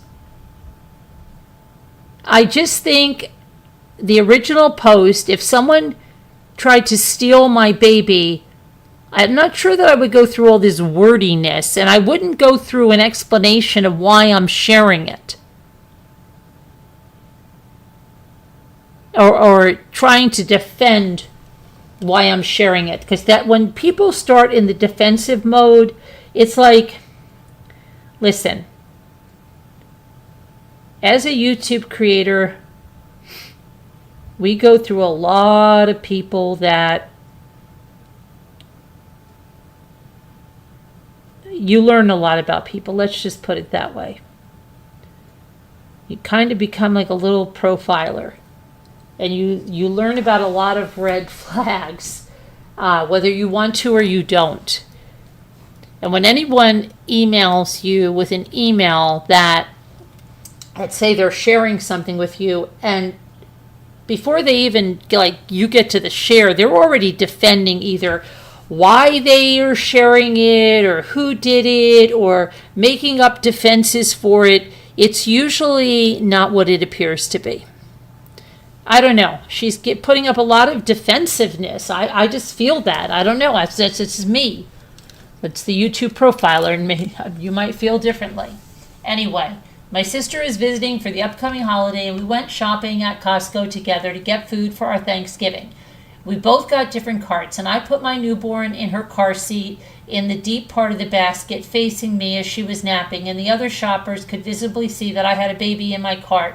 We got about 10 minutes, there's a lot of words, okay? We got about 10 minutes into our shopping trip, and I started looking at the book section because my other kiddo, because my other kiddo loves to read, you could take that out of there, okay? And my sister was close by in the clothing section. I felt safe because I've never had a bad experience with, this is all extraneous. I am very aware of my extraneous. I noticed a man in his 20s and 30s with dark hair wearing a hat and his sweatshirt jeans and ethnically seemed as if he may be of Middle Eastern origin, walking around the book section. He looked distracted, and I didn't feel threatened by him or notice him eyeing my shopping cart. This sounds like, I don't know, I picked up a heavy book to read, a heavy book to read the back of it, which was the moment I took my hand off the shopping cart, because the book is so heavy, right? And my cart was directly to the left. I glanced to the right at this book I was holding for a few seconds. I got a feeling to look over at my cart. When I looked over to check my baby, my cart was gone. It had vanished with my infant inside of it in a matter of seconds. I frantically started scanning my surroundings. I didn't see my cart anywhere. Okay, you don't start screaming, "Where's my baby?" You're scanning your surroundings. You could scan and scream. Lock the doors. My baby's been taken. My mind felt frozen in all my panic while my body charged into action. I ran down an aisle straight behind where I was standing and into the man I saw earlier walking around the book section I described above, pushing my cart with my baby inside. Our eyes locked, and before I said anything, it's as if he knew that I knew what he was doing. What? That I knew what he was doing? Oh my gosh. Oh my God, I can't. I don't even, I'm sorry. I'm getting really bad vibes here.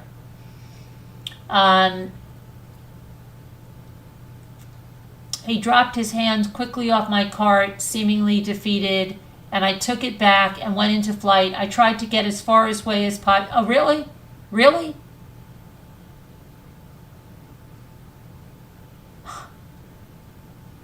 I'll never do it again, I promise. He didn't act as if he... So she didn't stop and go to the front desk. She didn't say, what are you doing with my baby? What are you doing? She did. Okay.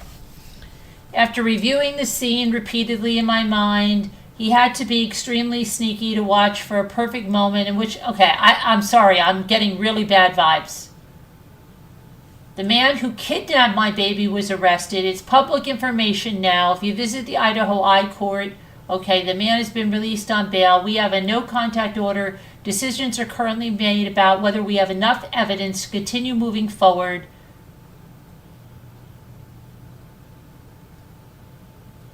I don't know. Something is weird. Let me see if anybody else thinks this is weird.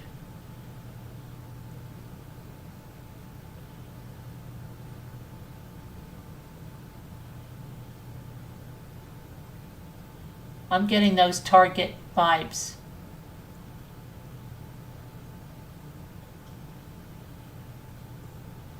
Is anybody getting those Target hoax vibes on this? She also posted about the incident on Facebook, garnering thousands of reactions and comments. Because of the popularity of the post, locals have expressed concern and outrage over multiple details of this case, with many concerned that Rain is out on bail and others calling it a hoax. Thank you. Oh my gosh, thank you. At least some people are feeling the hoax of this. Thank you. Okay, sorry. In a recent Facebook update, Millett says she and her family are currently working with the IFPD and the prosecutor to determine if there is enough evidence.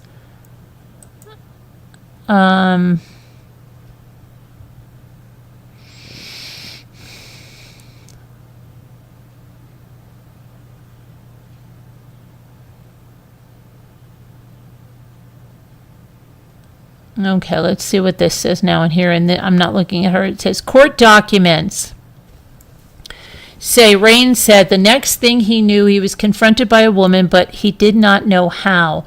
The woman did not say anything to him, but he continued to look at this woman's baby and grabbed the wrong cart. Rain stated that he was completely mistaken and apologized several times, saying, "I'm so sorry. Is she okay?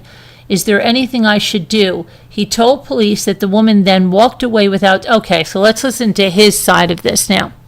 Let's listen to this, okay? On November 26, Rain returned to the recruiting station in Idaho Falls and was detained before being taken to the Idaho Falls Police Department for questioning. Rain reportedly admitted to going to Costco on Thursday, November 20th, but stated that nothing of note happened at Costco and nothing out of the ordinary happened. Investigators told him that a child was taken that day and said Rain acted as if he was surprised. They then clarified that he took the child, and he reportedly stated, "Oh, that? I'm so sorry, I remember that now." When asked to elaborate, Rain stated that he was browsing the book section with his cart next to him and was moving the cart along with him. According to Rain, he grabbed the front of his cart from the front and dragged it around without looking at what was in the cart. Court documents say that the next thing he knew, he was confronted by a woman, but he did not know how. The woman did not say anything to him, but he realized he took the woman's baby and grabbed the wrong cart. He said he was completely mistaken, and he apologized several times, saying, "I'm so sorry. Is she okay? Is there anything I should do?" He told police that the woman then walked away without saying anything, so he grabbed his cart and went to the checkout. Police then showed Rain the surveillance video, and he stated, "I was just so oblivious." He repeatedly asked officers whether they knew where he had put his shopping cart and was questioned about inconsistencies in his story compared to what was shown in the video. When asked how he was unable to see the baby and her car seat in the shopping cart, he said, I don't know. I really must have been completely out of it. And I know that's I don't know, that's probably not what you want to hear, but I don't know." When asked if he remembered telling the woman, "I'm sorry, I'll never do that again," he says, "Oh yeah, I think that might have been part of my profuse apology." According to police, Rain said he meant he felt like he made a mistake that time and it's never going to happen again. I can't undo that. Like, as much as I want to, I cannot undo that mistake like I did to that poor mother and poor child. Not saying they're bad, just it makes sense. Rain reportedly said to the police, like, I won't ever make that kind of mistake again, just being so unaware of my surroundings that I robbed someone of their child for even a few seconds. Rain ultimately denied purposely taking the baby and maintained that it was an accident. He was then arrested and booked into the Bonneville County Jail on a $15,000 bond, reduced to $5,000. He later posted bail and was released on November 28th. He's expected to appear for a preliminary hearing on December 10th. If convicted, he could face up to 25 years in prison. In a recent Facebook update, Millett says she and her family are currently working with the prosecutor to see if there's enough evidence to proceed to court. Okay, now let's see. It said East Idaho News, we know who that is, Nate Eaton, right? It's connected with that, reached out to Millett for further comment, but has not yet heard back. Idaho Falls Police spokesperson Jessica Clements provided the following. The safety of our community members, especially children, is of our utmost importance. We appreciate that the mother took this interaction seriously and reported it, and we're proud of the work done by our investigators. We are committed to continuing the investigation and working with the victim and the prosecutor moving forward. And then the East Idaho News reached out to the prosecutor, Randy Neal of Bonneville County, and they said prosecutors were consulted prior to and approved the probable cause for the arrest. A criminal complaint was filed November 28th, and a magistrate judge was found probable cause for the charge and set the initial bond in the amount of $15,000. Rain appeared before the magistrate later that day. The bond was reduced to $5,000, although not unusual in this initial stage of the process. The state had no input into the setting or reduction of the bond amount. Rain will next appear for a preliminary hearing in the 7th Judicial Court. Now,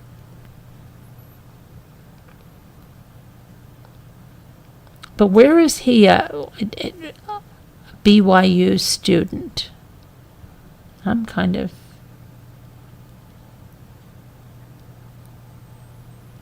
lost. What do you, anybody feeling that something is off with that? Anybody feel that something's off on that? Definitely a word salad.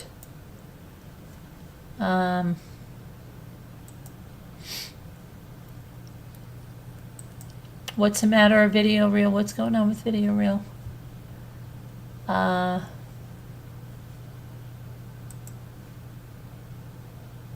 Who's decoupaging? You just decoupaged all over my gift.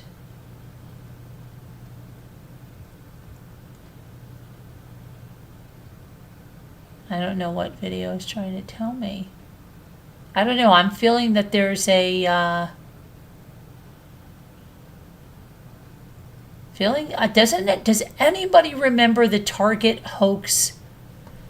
Do you guys remember that? The woman, it was almost the same thing as this, except I don't think she had a man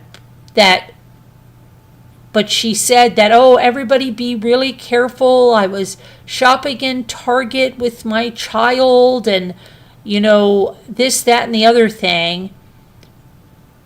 And it was really wordy, and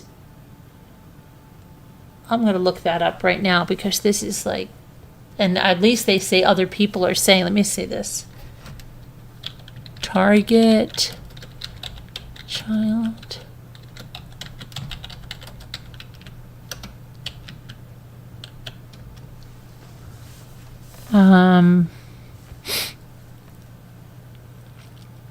Okay, it was back in 2022. It said a Target S trafficking hoax is once again going viral. People are posting TikTok videos warning about elaborate trafficking schemes. and such stores as Target and Walmart.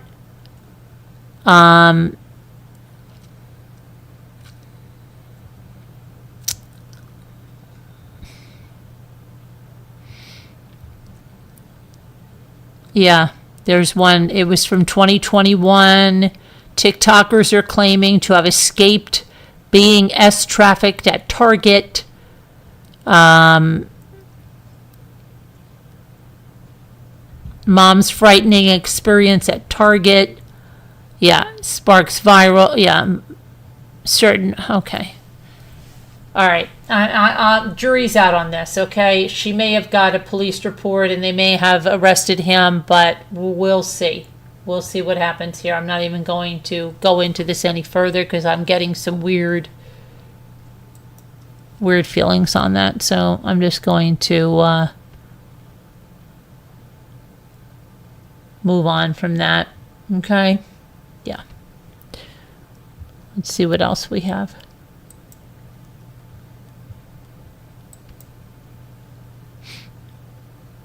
So the winter storm warning is expanding. Let's talk about the winter storm, okay?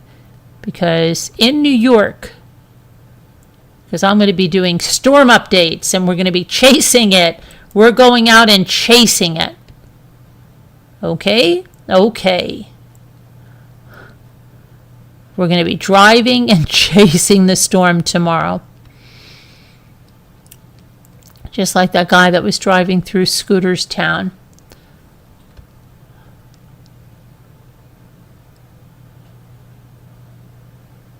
Let's see what this is about.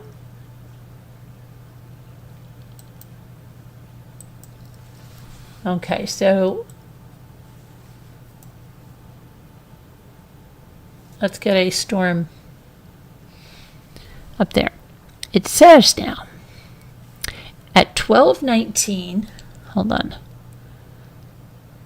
National Weather Service meteorologists across the Northeast have upgraded a winter weather advisory, and I'll tell you, my computer before said winter storm warning, now it just says cloudy, 23 degrees. Hold on a minute. Hold on a minute. I need to go check the fire. I will be right there because I cannot let the fire go out. You don't want me to freeze to death, do you now? I'll be right there. I've got to check that there's wood on the fire. That's my job. Hold on.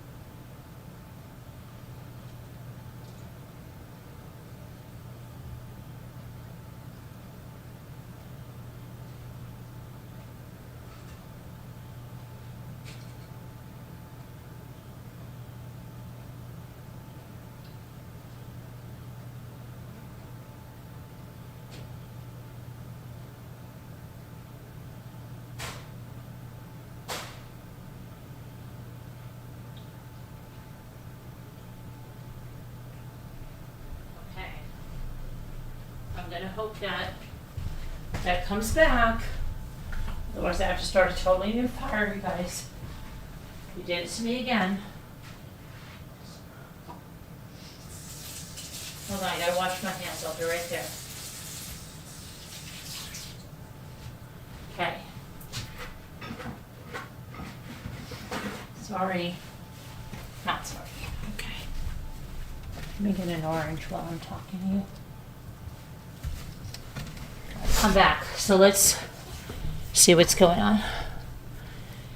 So the National Weather Service, where's our storm thing? Okay. I am going to go out and do some storm coverage. Jimmy says it might start around 3 o'clock in the morning. Maybe I'll be doing lives on the hour. Okay, in the New York, the Northeast, National Weather Service meteorologists across the Northeast have upgraded a winter weather advisory to a more severe winter storm warning on Monday afternoon. Now, millions of Americans are bracing for heavy snow, dangerous travel conditions. In New York, the snow is going to begin early morning Tuesday. Maybe we shouldn't go to bed. Maybe I should be baking a whole bunch of stuff. Right? Because what if we lose electricity and stuff? We didn't even go out shop for a lot of stuff. With snowfall rates beginning 1 and 2 inches through the early afternoon before they taper off. Okay. Let's see what else is happening. Forecast, as much of the U.S. has seen at least double its average snowfall for this period from September 30th through November 30th. Okay, double its snowfall. All right, offices in Albany and Binghamton issued a winter storm warning for areas previously under the winter weather advisory. Offices in Maine, Massachusetts, and Vermont. Maine, Massachusetts, and Vermont also upgraded their advisories to warnings.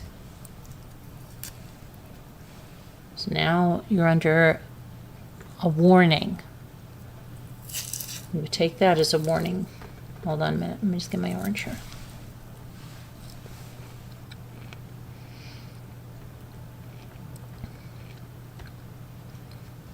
Oh, southern New Hampshire, southern Maine, southern and eastern New York. As much as a foot of snow could fall in those impacted areas. It's expected to begin falling early Tuesday. I told you school's already canceled. And continue through the day. Some warnings are going to stretch into early Wednesday morning.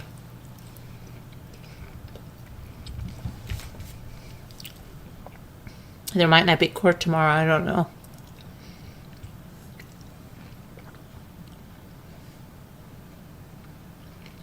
People were urged to delay unnecessary travel.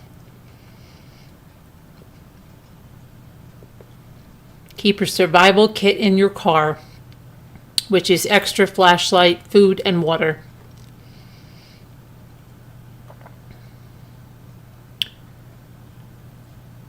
Okay. Plowable snow. Plowable snow to the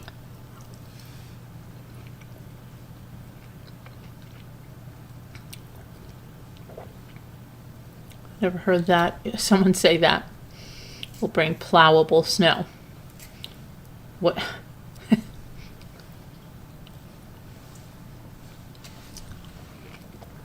Heavy snow will begin falling early. Should I check? It's not snowy. I don't think so. My computer says Apple to what would tell me so.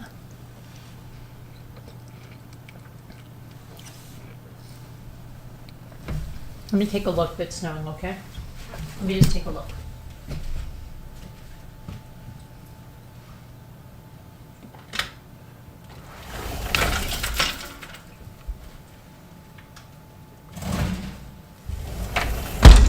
There's some snow on the ground, but I don't think it started snowing.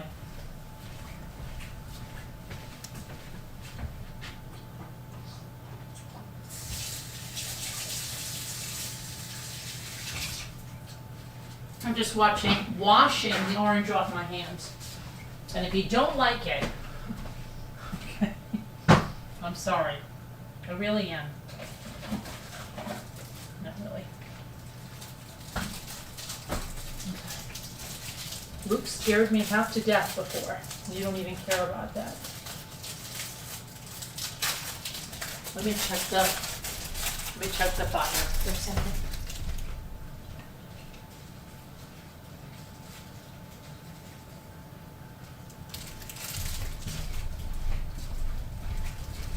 Okay. I'm coming back. I'm coming to the chat now.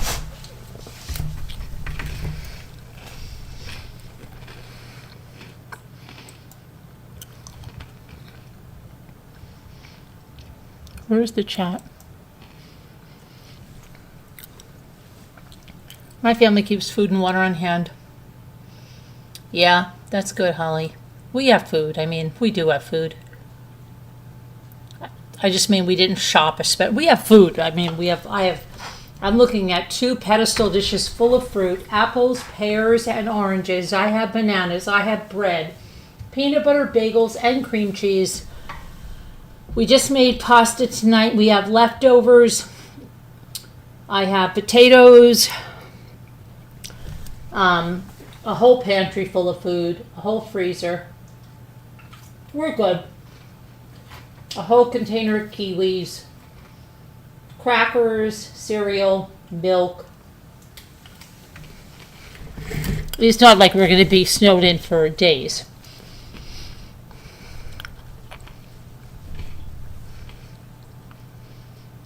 Let's see. Letting my fire go out is so much more than missing 42 chat remarks. I can't let the fire go out.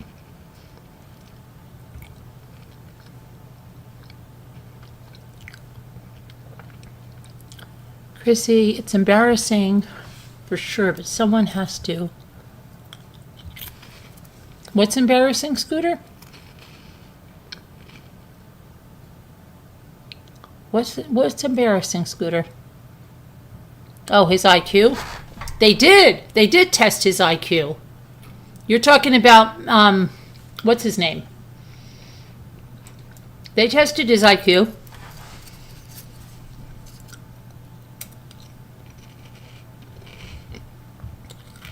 Oh my gosh, weeks without power. The most we've gone, I think, is 4 or 5 days in one time. It was during the spring. And I remember the kids' school sent home bags for the people that had no power still.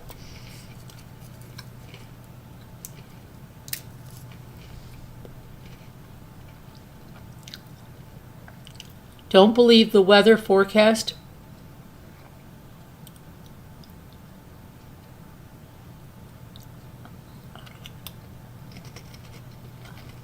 I have a question, yes?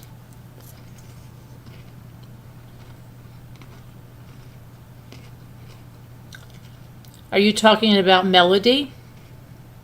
Buzzard?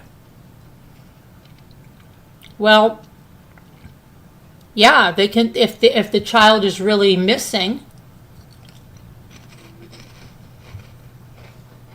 Isn't that what happened in that case where that Oakley girl, where they said that the teacher's daughter was friends with the sister, and the sister said, my parents took my sister and she got eaten by wolves or something, and then this teacher reported it?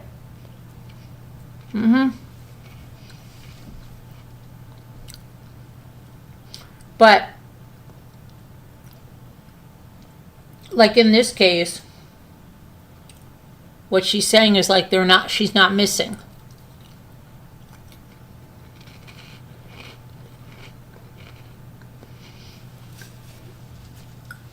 what do you mean by any cases? The child has to be missing. You can't just say like, well,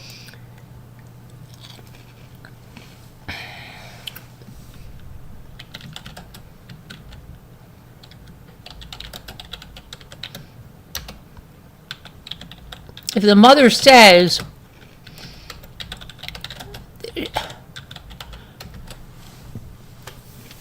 let's see.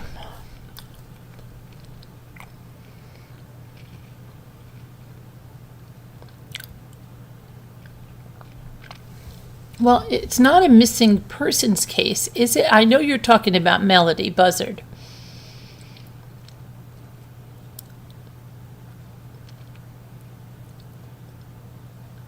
And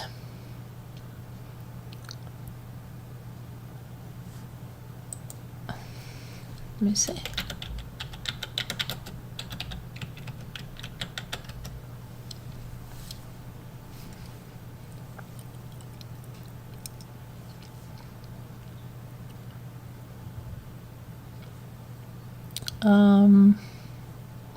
Child is missing, her mother isn't cooperating. That's from November 19th.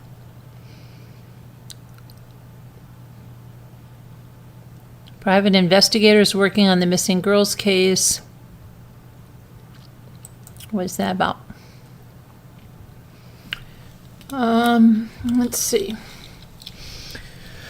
Private investigator working on Melody Buzzard's case has a new theory. 9-year-old Melody went missing out of California last month. She was last seen along the Utah-Colorado border. Bill Garcia, Private Eye, said he's been working with Melody's aunt on her case since the beginning. I began several days after it was discovered by law enforcement that Melody was not with her mother. The latest information about the road trip Ashley Buzzard took her daughter on came from a man close to Ashley named Tyler Brewer. That's the guy that was the paralegal guy, right? I was referred to speak to Tyler, and we spoke for the better part of nearly 2 hours. Brewer was recently seen on national news media. He said Ashley left Melody with a couple she met at the zoo. In listening to this last news interview that he gave with one of the other news stations, I don't remember it quite as such, and I've gone back and reflected on the initial conversation, and I don't see that it meshes exactly correctly as I remember.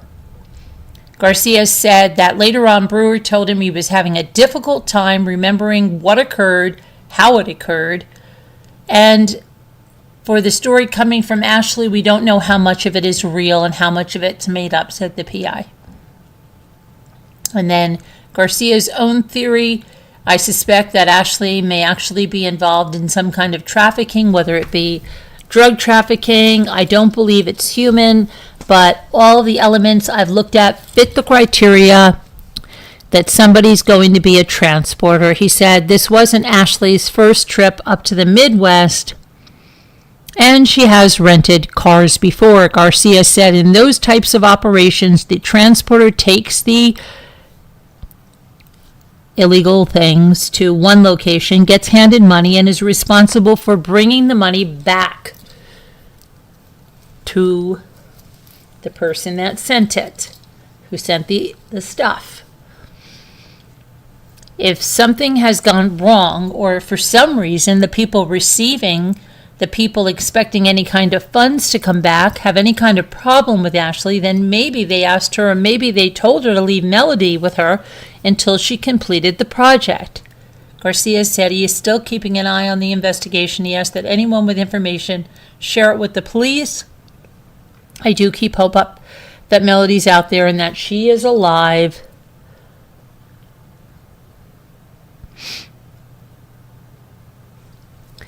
Okay, so yeah, and somebody said, sure, yeah, mom saw a couple at the zoo. The zoo didn't have surveillance, right?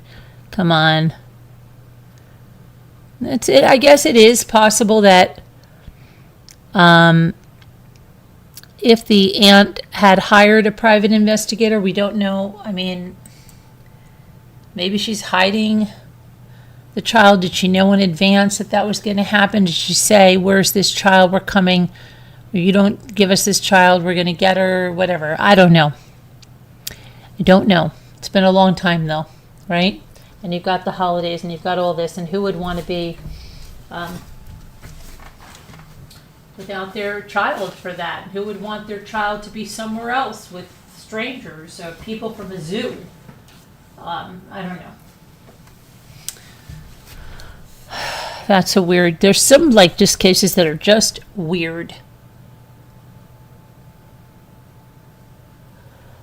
Okay.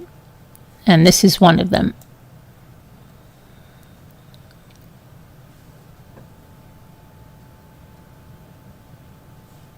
This is one of them.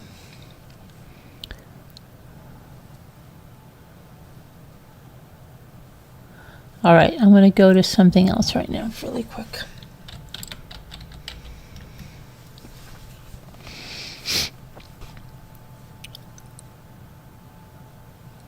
Okay.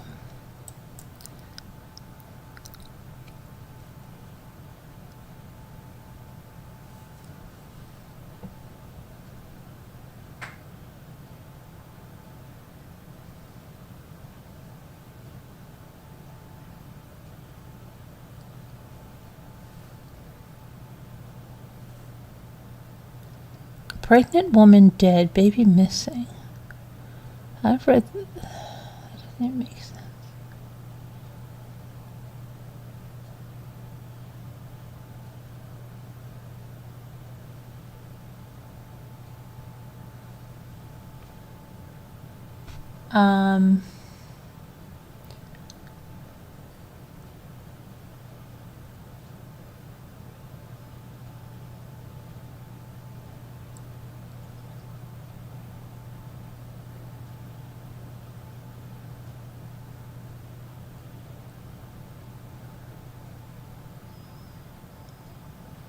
Okay.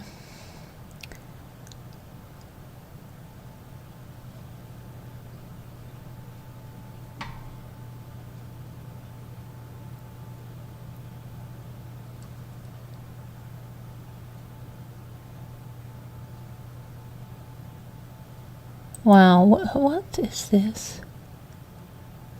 Are these young brothers or older brothers?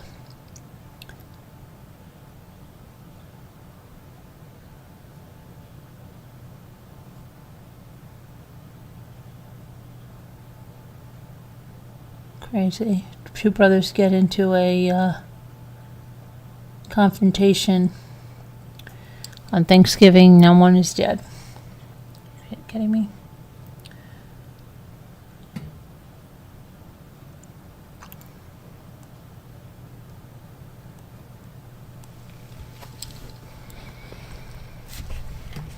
What was this?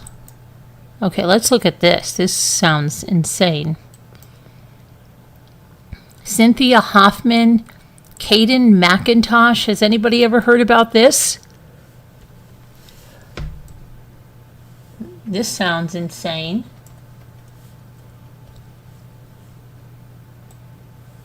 Has anybody heard it?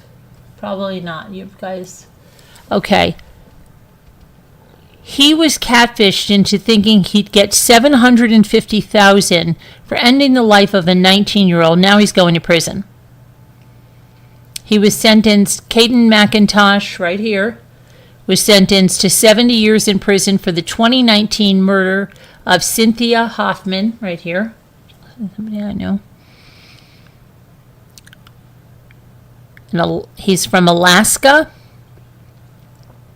He thought he would receive. I've heard of this now that I've $750,000 for ending the life of Cynthia Hoffman. He's 22 now.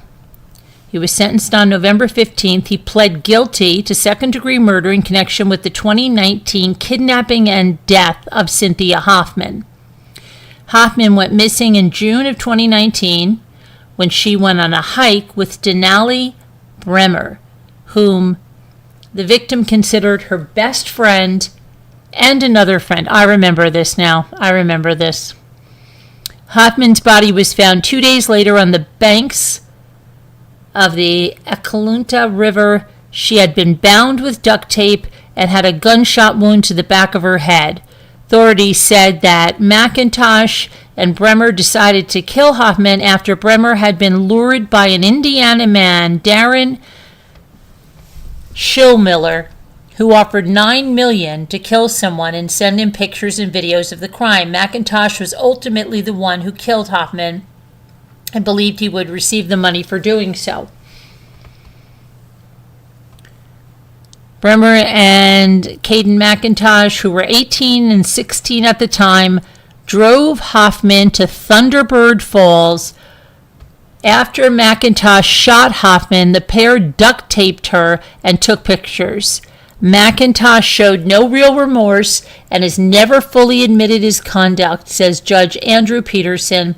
This was not an impulsive act. This was a planned, premeditated act.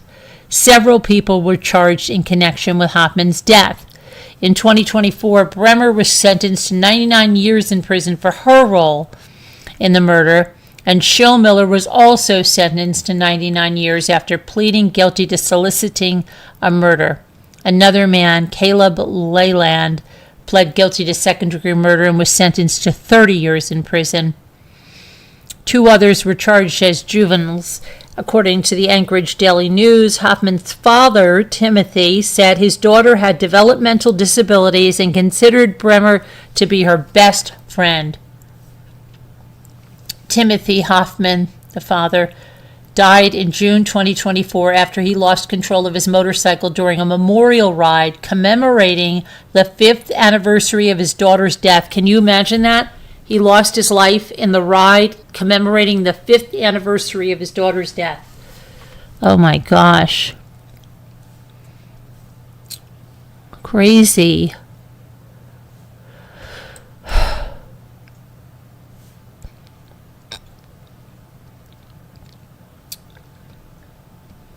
Okay, let's see here.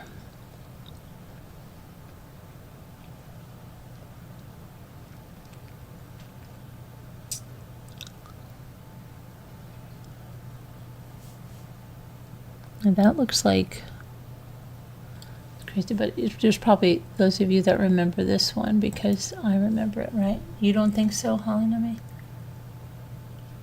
Because you haven't picked on me yet for not being a member on this account. Oh, you want me to pick on you? Why are you not a member in this account? You are a disgrace, Video Reel. You're a disgrace to the community and everyone in it. And we're all deeply ashamed. Is that good?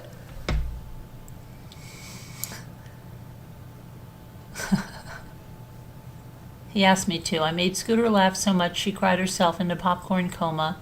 If the parent says they're not missing, but others report them as missing. I mean, anyone can file certain reports and stuff on kids if they believe a child is in danger.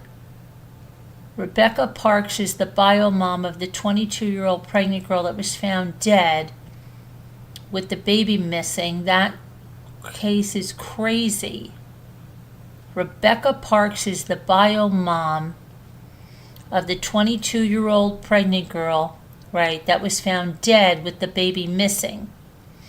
Well, the baby was cut out of her. Is that what you're saying there, Twisted? Let me take a look at that. Let's take a look at that then.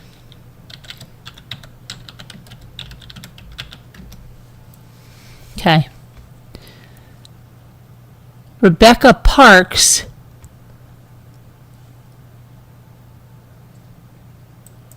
hold on. Okay, where did this happen? Minnesota?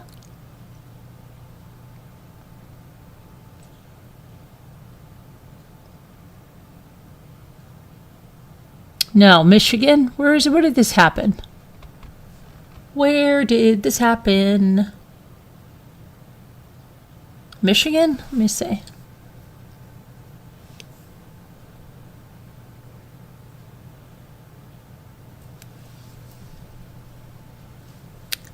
Michigan. Okay, so they're showing a picture of a mobile home. Let's see.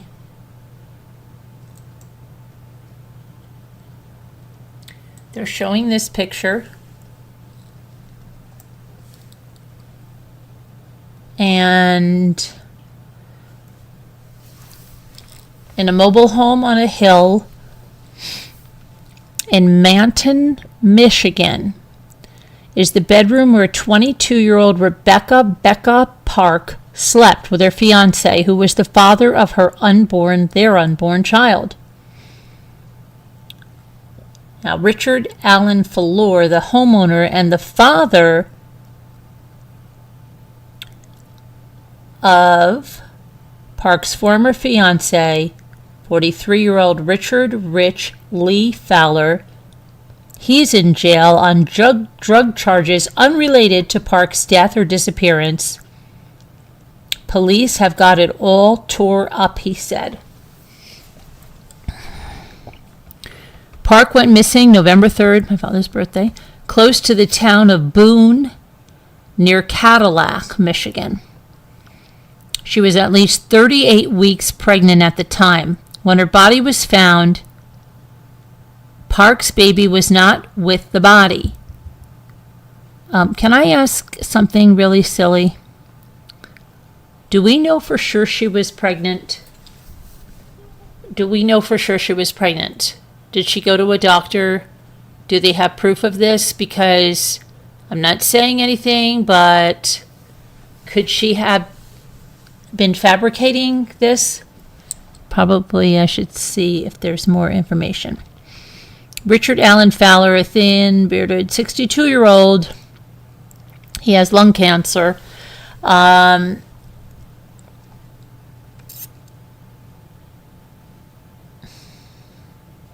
his son and Park went to the hospital prior to her disappearance because she thought she was going into labor. She was released because she wasn't getting ready to have the baby yet.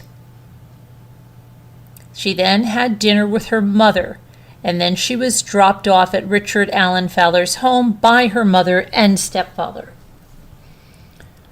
That was the last day he saw her. The night she went missing, she was here. She left during the night, but my son stayed here for some reason, and we just never heard from her again. Park's mom came and got her. That's what my son told me the next morning. The next morning, Richard Allen Fowler said he woke up, pounded on the door to Park in his son's bedroom. He was in there. I asked if he would let me in. He said he won't let me in. I asked, what's the problem? He said, I've been trying to get a hold of Becca all night. She ain't answering her phone. I think something's wrong. Father Richard Allen Fowler has multiple adult grandchildren who also live in the home. Pointed to a green chair in an adjoining room. He said, my grandson, he sits in that chair to play video games and sleeps in his chair.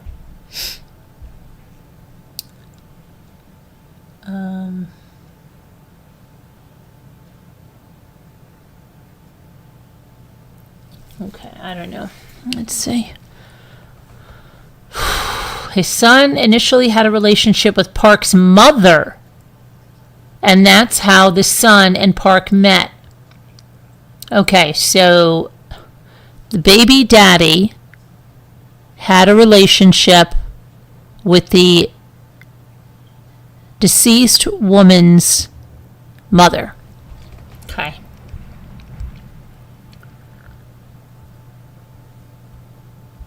Who 40-year-old Courtney Marie Bartholomew.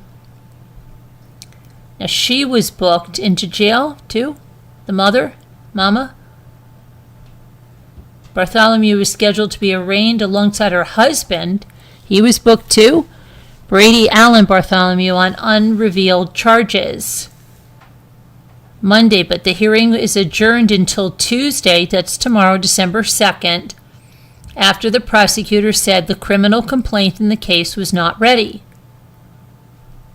Park and Richard Lee Fowler had dated for a couple of years, and they were excited about having a child together.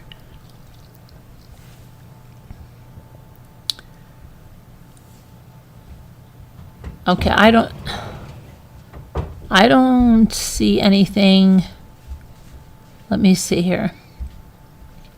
Catalog of seized items included various notebooks, knives, and a tablet. Richard Allen Fowler said Park was in the process of fixing up an inoperable motorhome to live in on a neighbor's property, but the homeowner was arrested for drugs, so they returned to Richard Allen Fowler's house shortly before the disappearance. And he has not spoken with his son since his arrest, but said he'd be surprised if he's charged with a crime related to her murder. I don't think he had anything to do with that. It's sad. I hope they find out where the baby's at. How do we know there's even a baby? How do we know there's even a baby? Does anybody know? Has anybody seen any real proof of that? She said she went to the hospital. That guy could be, she could say, stay here, I'm going to go in. Michigan. It's in, let me see, I'll tell you where it is. It's in Michigan. It's in, I just told you where it is, Manton, Michigan. But how do you know? How does anybody know this is even real? I'm sorry. She could have, listen to me. No offense, okay? But this guy is dating her mother, yada, yada, yada. How many people have we seen? They go into a hospital, like, oh, stay here. They've got to take me up first. Hold on a minute, I got to get a tissue.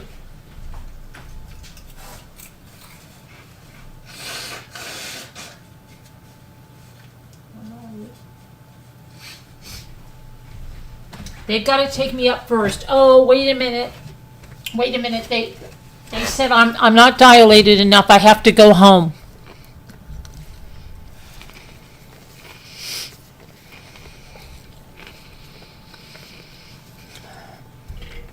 I don't know. This looks so familiar to you?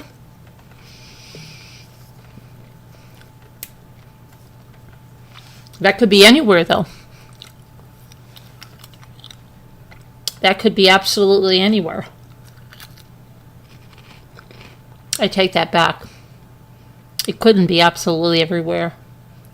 It's not going to be in somewhere like, it doesn't have snow. Or like Beverly Hills, Rodeo Drive, or something like that. But I mean,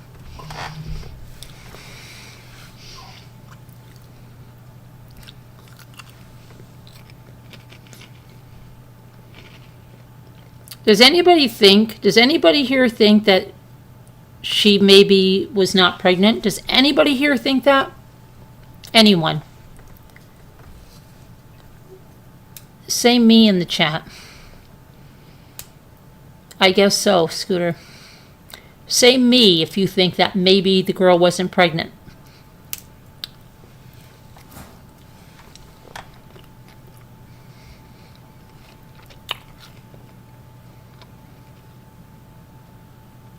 You don't think she was ever pregnant, Holly?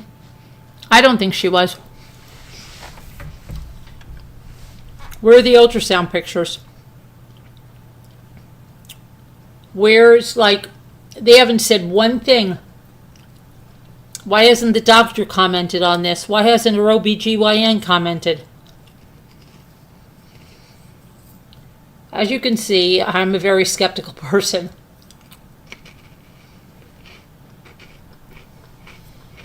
Holly, let me try to verify this. You don't think she was kidding, or you don't think she was pregnant? I'm not sure if I'm understanding you right. I don't think she wasn't pregnant. Oh, okay. Does anybody think she wasn't pregnant?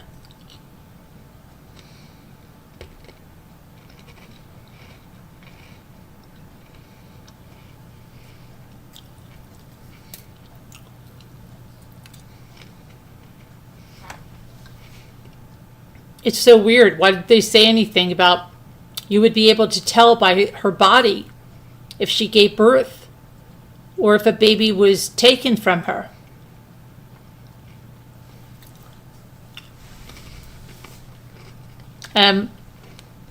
If she did give birth, where's the baby? Where'd she go to give birth? Where was she found? Does anybody know?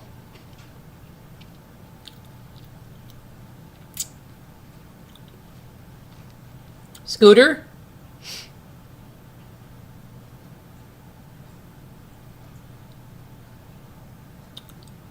Super chat, Twisted. Voices.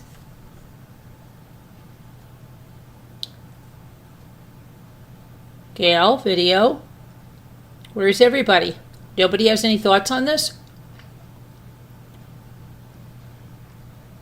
I don't think she was. Okay, I'm going to look it up now. Now you've piqued my interest. Now I'm going to go and take a little bit of a dive. I need a couple of crackers for some fuel, and I'm going to dive into it a little bit. And I think I might bake something. I don't know.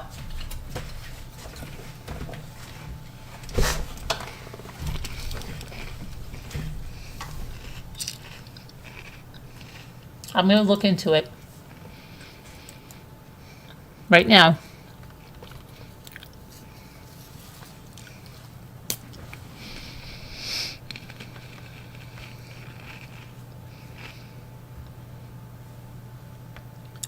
Let me see.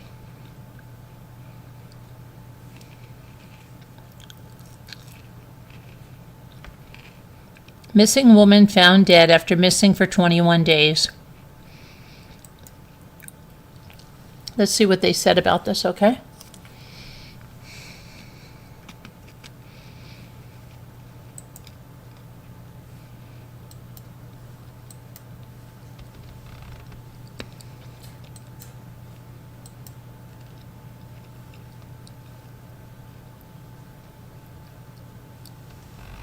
Okay, her body was found, it looks like in a wooded area. Wexford County, Scooter, Michigan. She was 22 years old, that she was pregnant, missing since November 3rd. She was found deceased. According to a person with the search party, person confirmed they saw the body of Rebecca Park while they were out searching for her. In a Tuesday night press conference, Michigan State Police confirmed a body was found in the Manistee National Forest in Boone Township. Good night, Lulu. I love you. Who are you taking? Lulu. Good night, Lulu. Okay. Now let's see.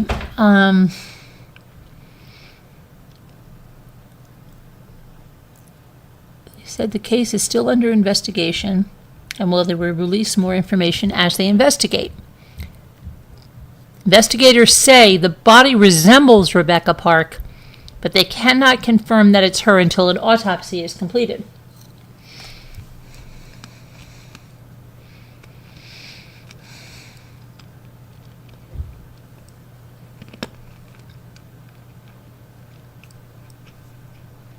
Okay.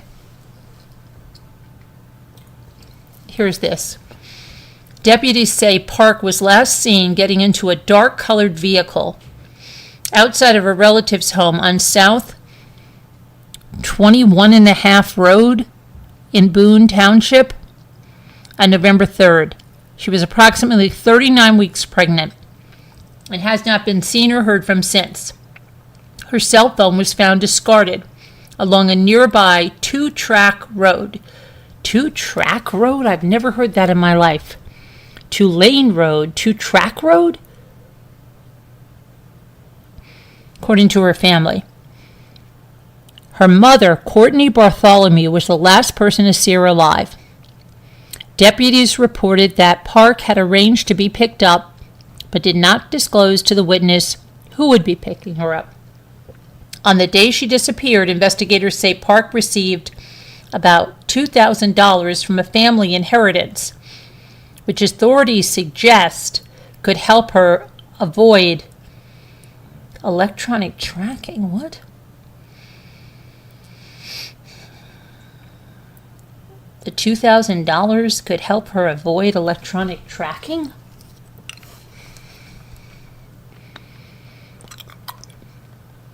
Despite this, friends and family said she had no plans to leave. She was described as 5'2", around 140 pounds.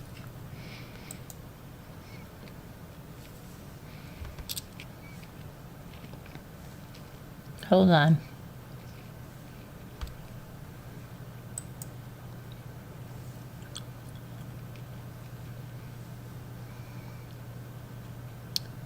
Okay, hold on.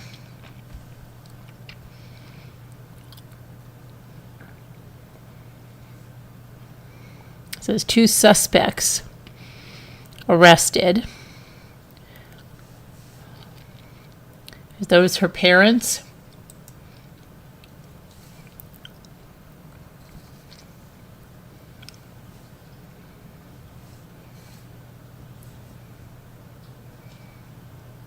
Two suspects arrested in connection with Rebecca Park's death. 2 people were arrested.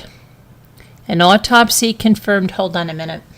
I'm trying to see this, but this something stupid is in front of it. Sorry. Because that's exactly what I want to see. Park's sister and fiance were, looks like they were charged with false reporting.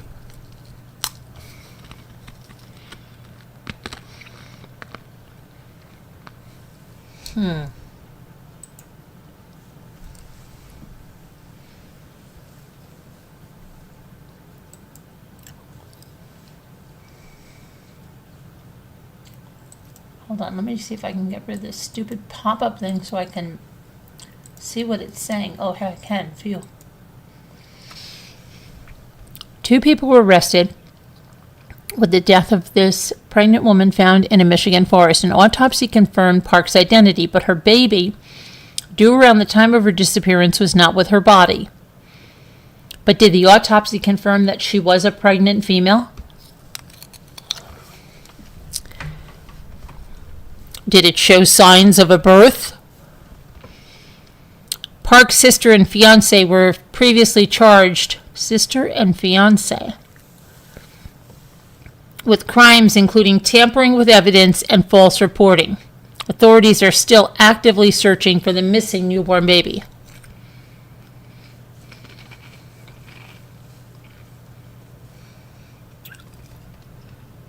I don't know. Authorities say 2 suspects were arrested November 30th. They're not naming the pair, so it's not the parents that they've already named, right? Or are they? They're expected to be arraigned. Well, the parents were expected to be arraigned. Those are the 2. But they said they were related on they were arrested on unrelated. But now this is weird.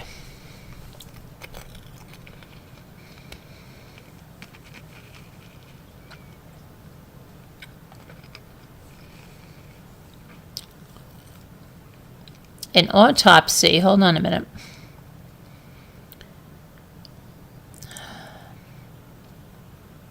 Rebecca was the sweetest one in the family. She wanted this baby. She was going to do well with this baby. Dozens of community members came into the 84th District Court in Cadillac on December 1st looking forward to charges being filed in the young woman's murder. But then the judge delayed it.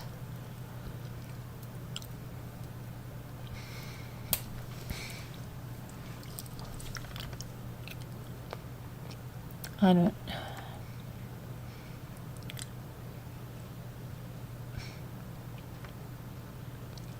Kimberly Park was charged with tampering with evidence in a criminal case, lying to a peace officer in violation of a crime investigation, and false report of a felony. Her bond was set to $750,000. Detectives say the sister lied to authorities, telling them 2 family members struck her in the head, causing a seizure. Is that why the parents were arrested? I don't know.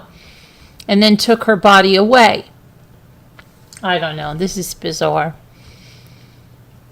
Richard Fowler, that's the baby daddy, was charged with 3 counts for controlled substance, delivering and manufacturing methamphetamine, and habitual offender.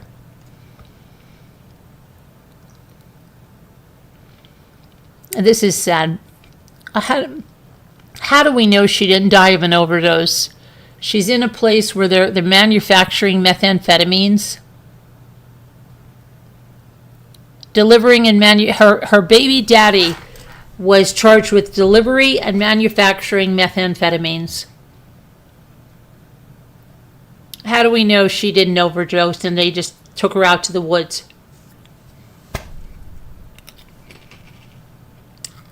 I don't know. It sounds like something like that.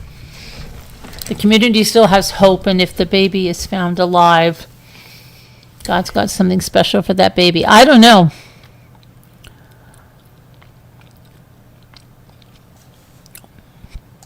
I don't know. It sounds like a crazy situation.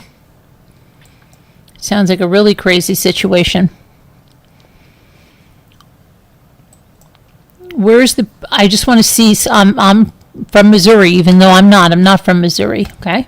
Not from Missouri, but show me state. I want to see something. Where are the receipts that she was pregnant? When's the last time she had an ultrasound? Is there any real report that she went to the hospital and was turned away? I'm sorry. Something's wacko.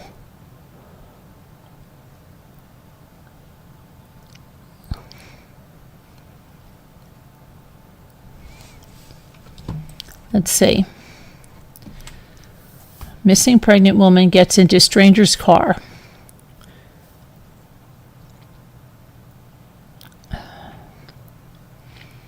Her phone was found on a 2-track. What the heck is a 2-track? I've never even heard of a 2-track. Across the street from her mom's.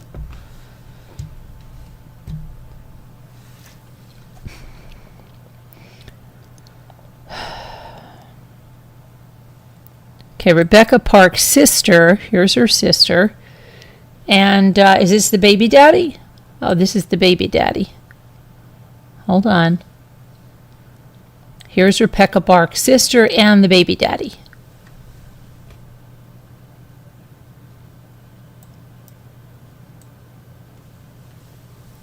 Right there.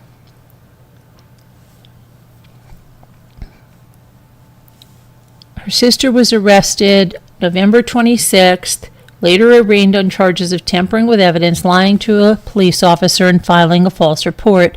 Her fiancé, Richard Fowler, 43, was also arraigned on November 26th on 2 counts of delivering methamphetamine.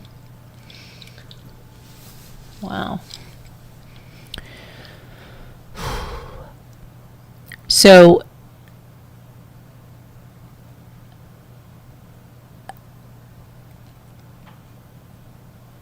how old was Rebecca Park? I just read that. Was she 29 or something?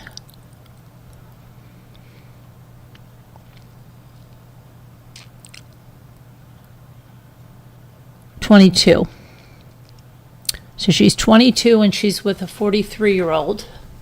He's 21 years older than her. Okay. He got her pregnant.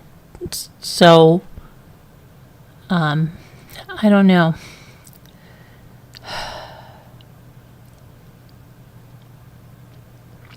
Let me see. She thought she was in labor. I'm going to go check something because something is not sitting right with me at all about this.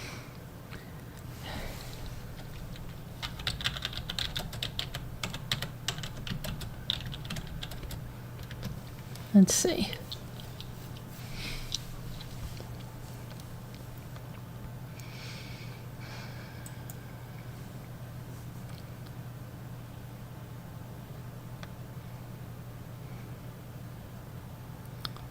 I'm trying to see here. Rebecca K. Park murder update. So then her mother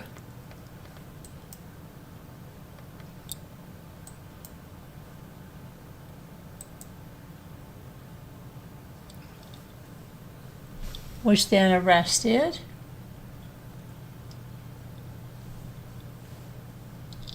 Hold on, let me.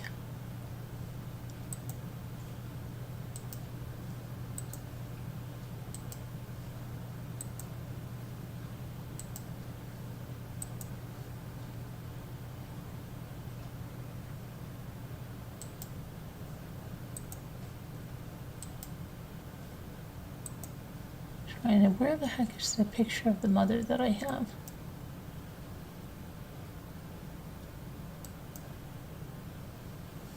Okay.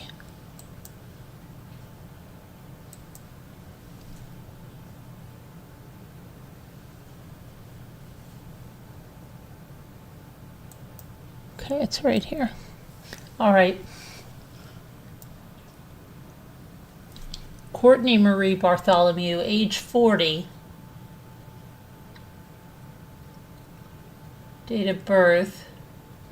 In custody. Okay.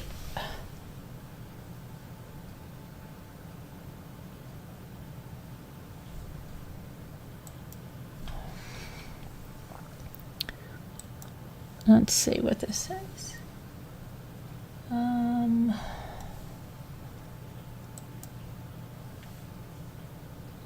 Fiance and sister of missing pregnant woman face charges after her body's found in a national forest.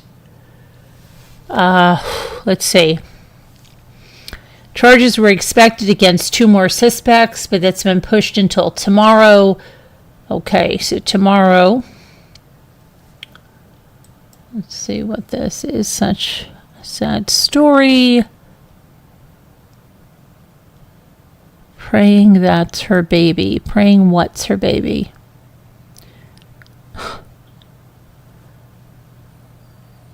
A newborn baby that was surrendered in Spartanburg, South Carolina. That's what they're thinking is her baby. I don't think so, but okay.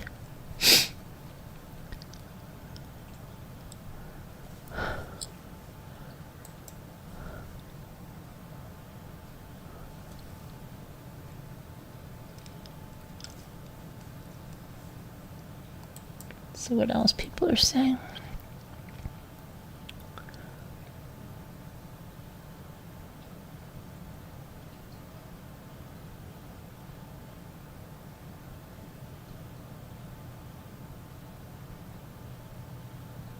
Latest update. Brad and Courtney were taken in for questioning. They were on the property searching. They brought Brad back and he walked them around, Brad back, and they walked him around the property and out down the trails, and they were still there when everyone went home.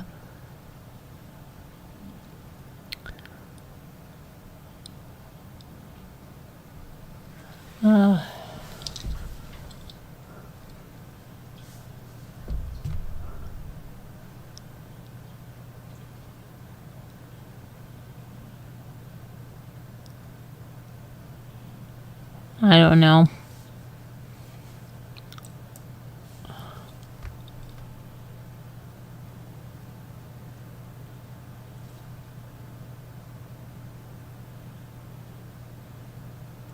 So the sister, the mother, the stepfather, and the baby daddy are all arrested.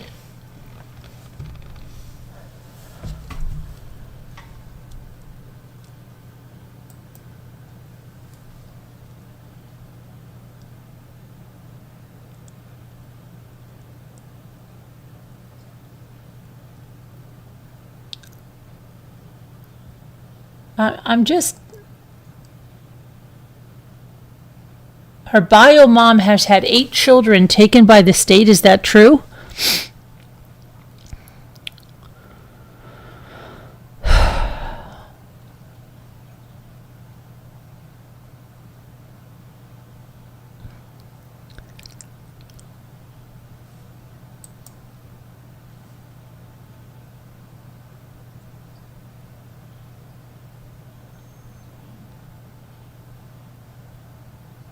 I don't know. Why aren't they posting anything? Why isn't there a sonogram picture? I don't understand. I've never heard of a 2-track road in my life, okay? Never have I heard anybody say that. Never have I looked at a case and seen that. And this is the Bradley guy. He looks like somebody that's on YouTube. I don't know who it is, though.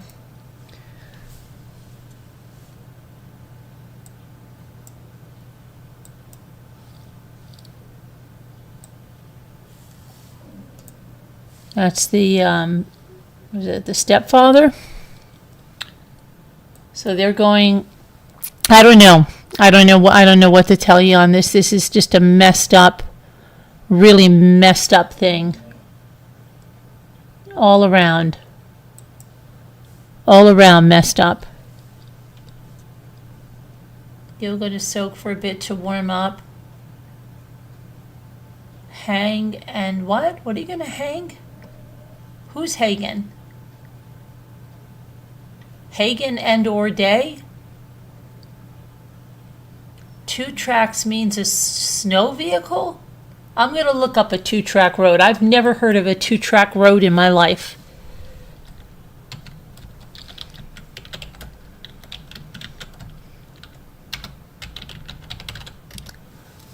A 2-track road is a simple, unpaved road with 2 parallel tire tracks worn into the ground, often with grass or other vegetation growing between the ruts. These roads are frequently found in rural or underdeveloped areas and can be used for forestry, recreation, or as temporary access roads. Okay. 2-track road. We learn something new every day. So, sadly, it sounds like you're talking about a lot of people who are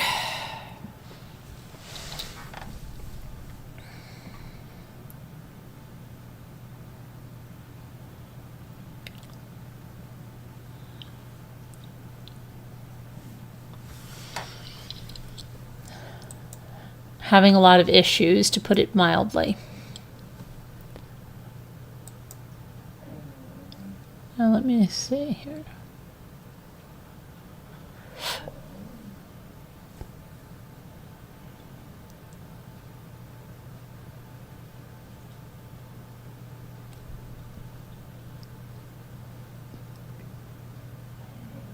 I don't know. I don't know. I guess I've seen so many people lie about being pregnant, having a baby, yada, yada, yada, lie, that I don't know why there's nothing. I don't know.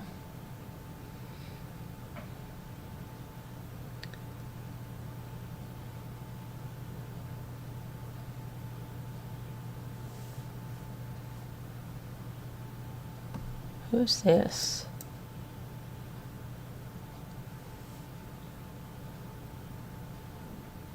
A woman who traveled from New York to Florida to stab a romantic rival dozens of times.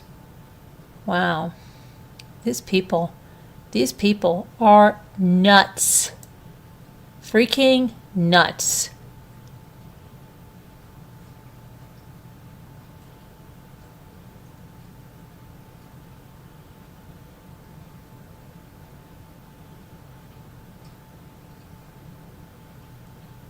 New York woman will spend the rest of her days in a prison cell because she traveled to Florida to fatally stab her ex-boyfriend's new lover dozens of times.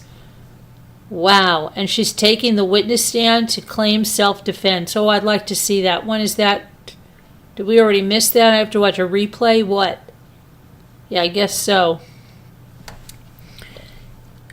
She was convicted in October for the murder of 23-year-old Kayla Hodgson. Oh, is this the one that... What did they have this billed as?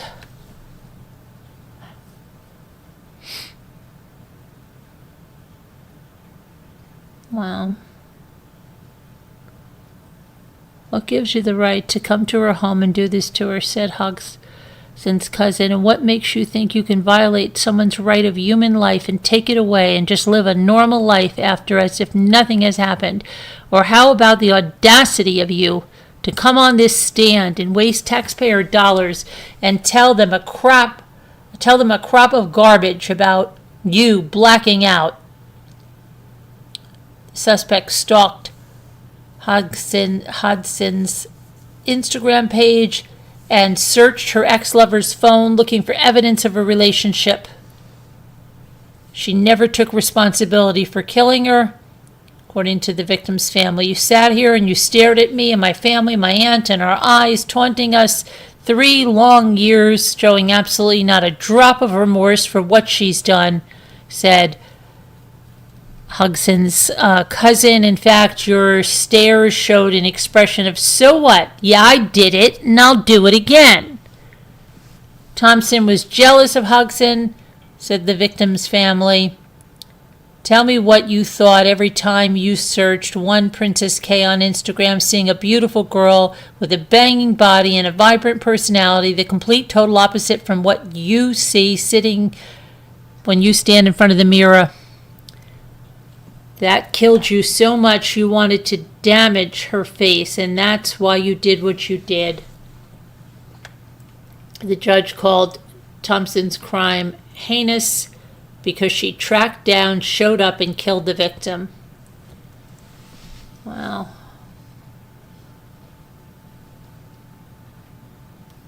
You didn't kill her because she was fighting you, the prosecutor asked. No, said Thompson. I killed her because she took the glass from the hookah and slashed me across the stomach.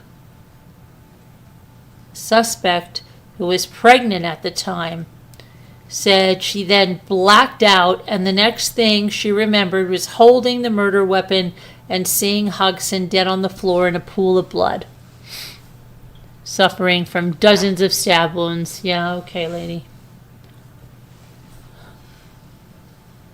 She said she never called 911 because she was afraid, and she went back to New York.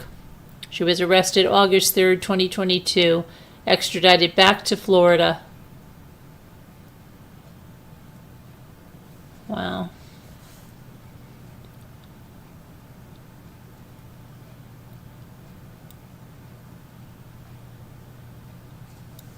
Wow. That's crazy, isn't it? So, yeah.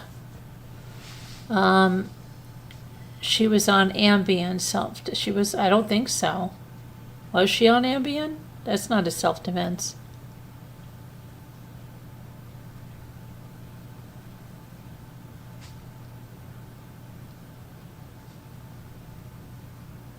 Oh, you're 2-track road. Yeah, I've never heard of a 2-track road. 2-track road. A 2-track road has 2 tracks, 2 tire tracks.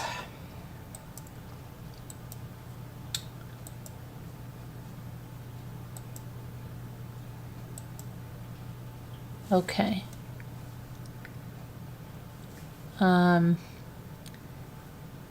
Happy Good Giving Tuesdays, Ramblers. Remember, if you can, go out and support locally.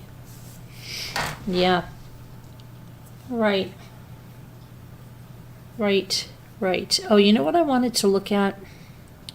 What did I want to look at? Oh, I wanted to look at something. I have to have a members live about Murdaugh tomorrow. I'm going to see. I'm going to hope that we have power and we don't lose power. And I'm going to do a members live about that book I'm reading on Murdaugh. I'm going to do a reaction. commentary thingy to it for members only.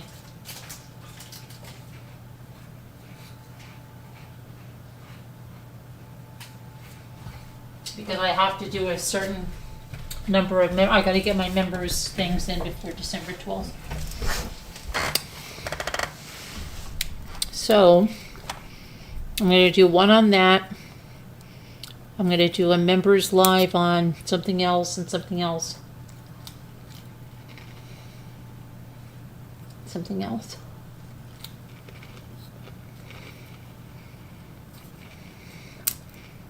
An expose on Scooter.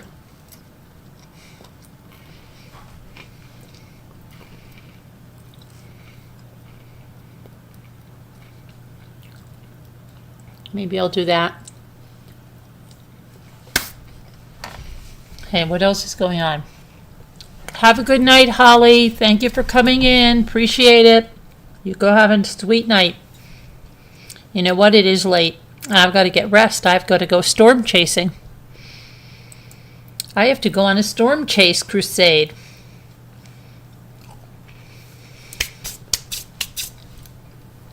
Let's see.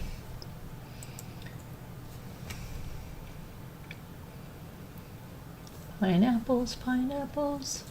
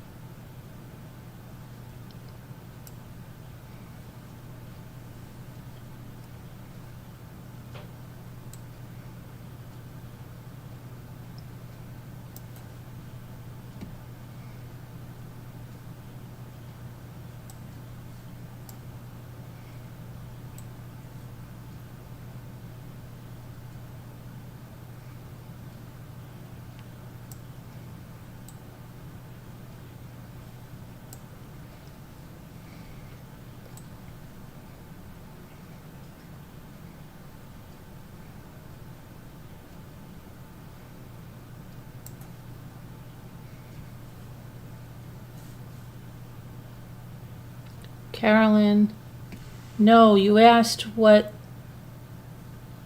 did I ask? What? Oh, wait a second. Hold on. Naomi's saying something to me. LOL, Carolyn. No, you asked what hold on a minute. You asked what I can't see that. Oh, hold on a minute.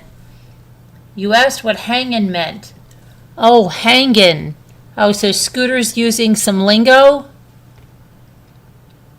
Yes, I remember duck hunt.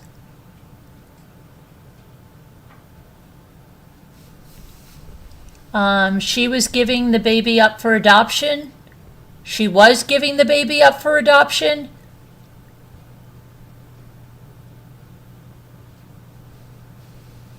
Upon autopsy, I would think the report she had on her had not given birth. I would think so too. I don't know. Guys, I really don't know. We'll see tomorrow. Whatever they arrest those people and charge them with. I mean, they're arrested whatever they're charged with. and they put out there, you know.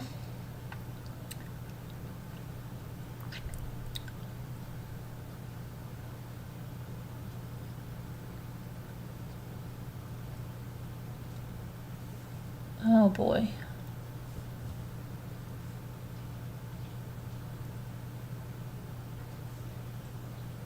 Oh no, hanging means have a good night? Oh, thank you. Thank you, Holly. Usually I got on some lingo with that Shrilla stuff, you know? But now, have a good night. Did Scooter really know that? Scooter, where are you picking up that stuff? Who are you hanging around?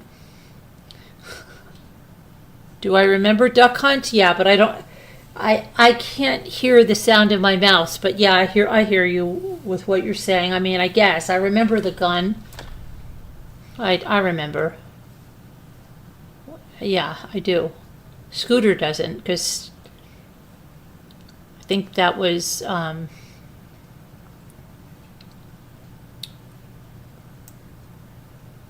boy.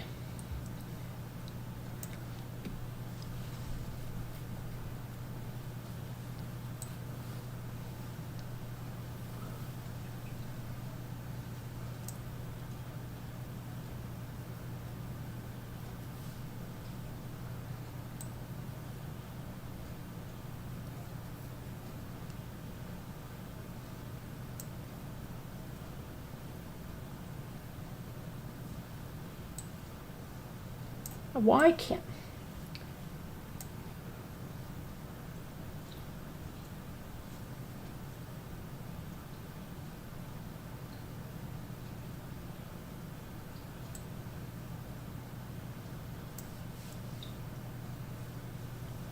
I don't really know who Scooter's hanging with. Yeah, have a good night. Thank you. You know, now I've learned two new things. They say learn one new thing, at least one new thing every day. I have to say thanks to everyone here. I have learned two new things. So I'm an overachiever. I've learned what a 2-track road is. And I've learned HAGN means have a good night. Hey, you know, come on. That's something you can hang your hat on. Something you can be proud of. Expanding knowledge. Right? Yeah, pretty good.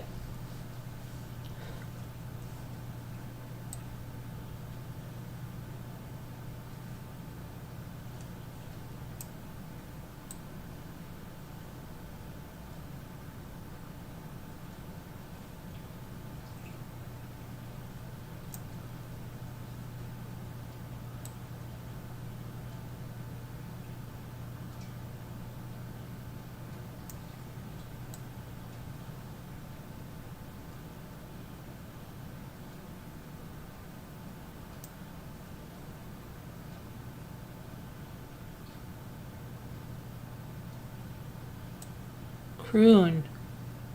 Yeah. Very good. Very good, Holly. Very good. You also learned your stocking's going to be lighter. Stocking? I hope my stocking is going to be very light, non-existent. Video reel.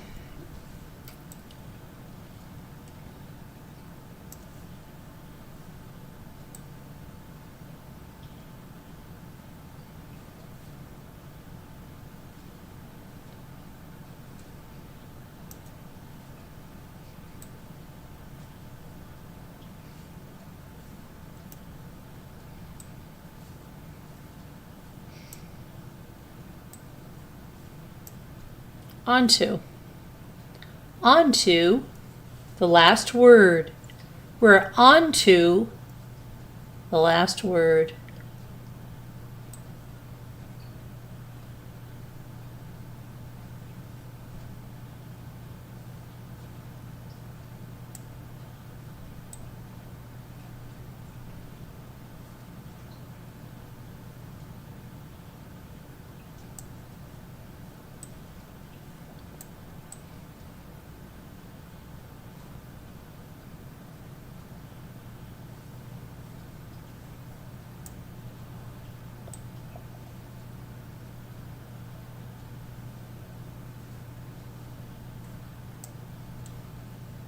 Oh, I know what it is. Contort.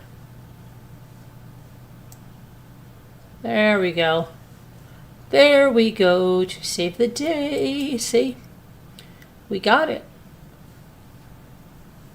We've got 2 days of December. That's crazy. And crazy that I thought Christmas was over, okay? And I was like, oh my gosh, Christmas is over, guys. Because it didn't really feel like Thanksgiving. It did. I don't know what. There was so much going on and just so much, you know.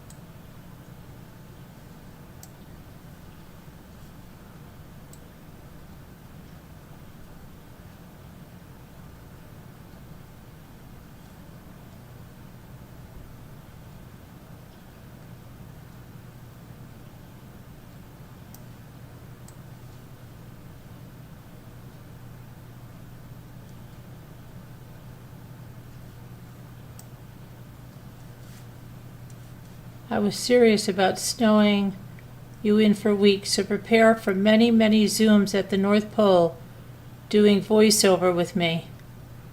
Oh, I won't be snowed in for weeks. No, we're used to it up here, Video Reel. Jimmy's going to get to the post office tomorrow with all the packages that I've been packing my little brains out. Making and packing and doing everything. And a heart made wise, if you're here, I need your new address, girl. Your package is packed up. Girl, I need your address. I need your address. It can't be room because it goes in alphabetical order. MSL, remember? It's got to be above, oh my gosh, before H. It has to be at H or above in the alphabet. Do you know what I'm talking about? I know it's hard. I thought about the same thing. I'm like, what are you? Yeah, but everything goes in alphabetical order. So it can't start with a K, and it can't start with a W, and it can't start with an R, and it can't start with an M, and it can't start with an O. It's only going to start with an E or an H. Okay? All right.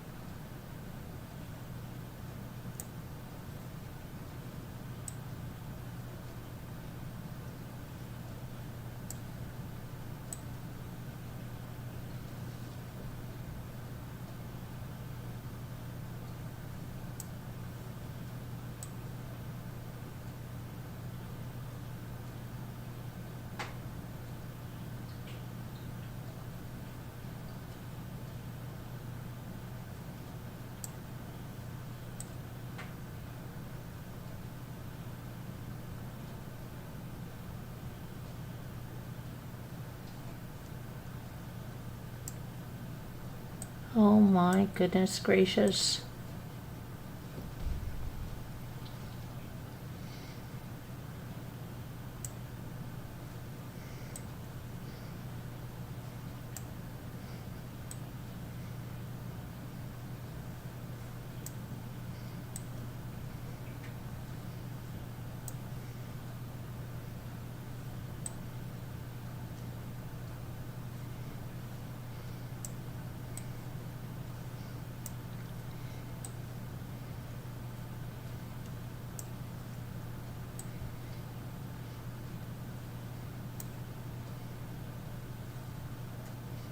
I tried hokey hokey pokey.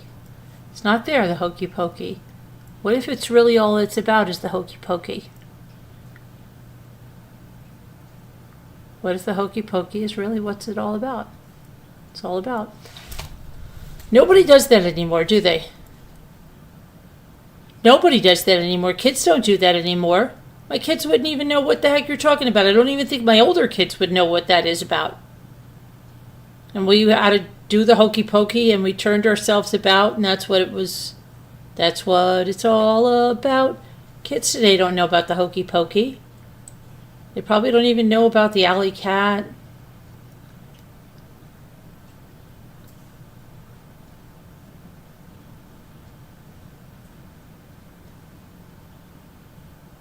Do-si-do.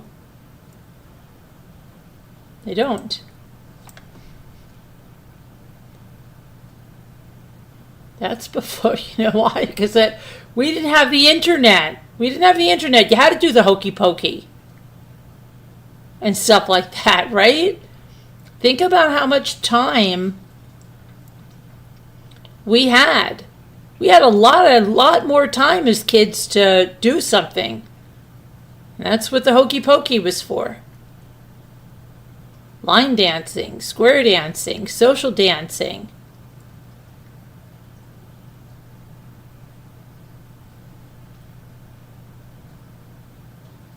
Farmer in the Dell, Duck, Duck, Goose. You remember that? Hero? You're right. You're right there. Holding out for a hero.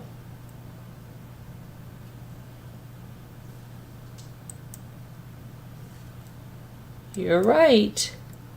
Very good. Thank you, Holly. You're doing really good. But I asked a teenager if they knew what a pager was, and she told me a mobile app. Yeah, there's a lot of things we don't do anymore, right? We don't do the hokey pokey. We don't do the alley cat.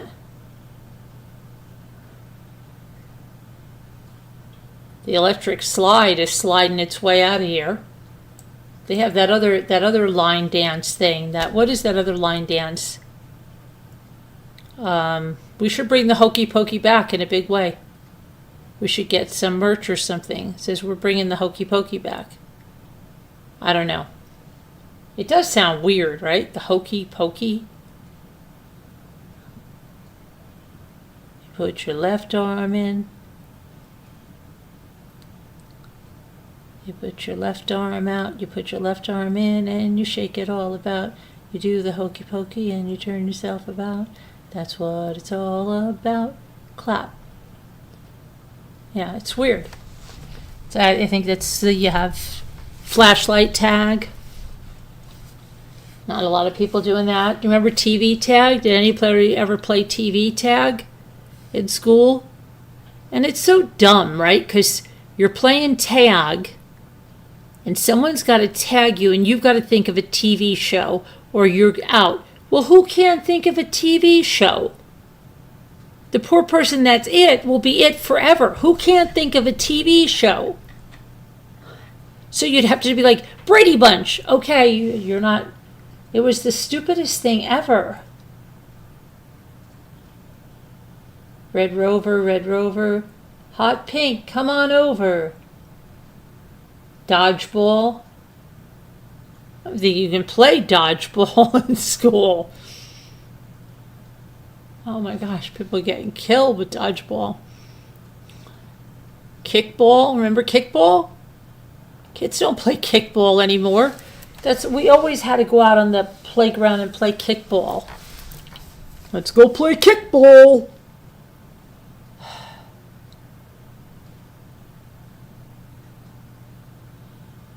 I don't know if my kids have ever played, I don't know if my younger kids have ever played kickball. They don't play that in school anymore.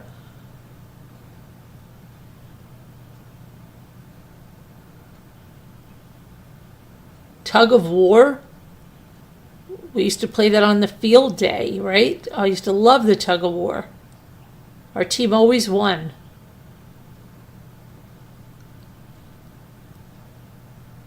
One for secret code with friends, other so mom could spam it when I was 30 minutes late. Oh, your pager? So many things don't. What else do we do? Even like tic-tac-toe games. Remember tic-tac-toe? That's not a real thing. Marbles, MSL? I never knew how to play marbles. I like marbles. I had a lot of glass marbles, but I didn't know how to play them. I just kept them. Played with them, but not the real marbles. Not like, that's my good blue Aggie. Like you hear in, I think, Little House on the Prairie, right?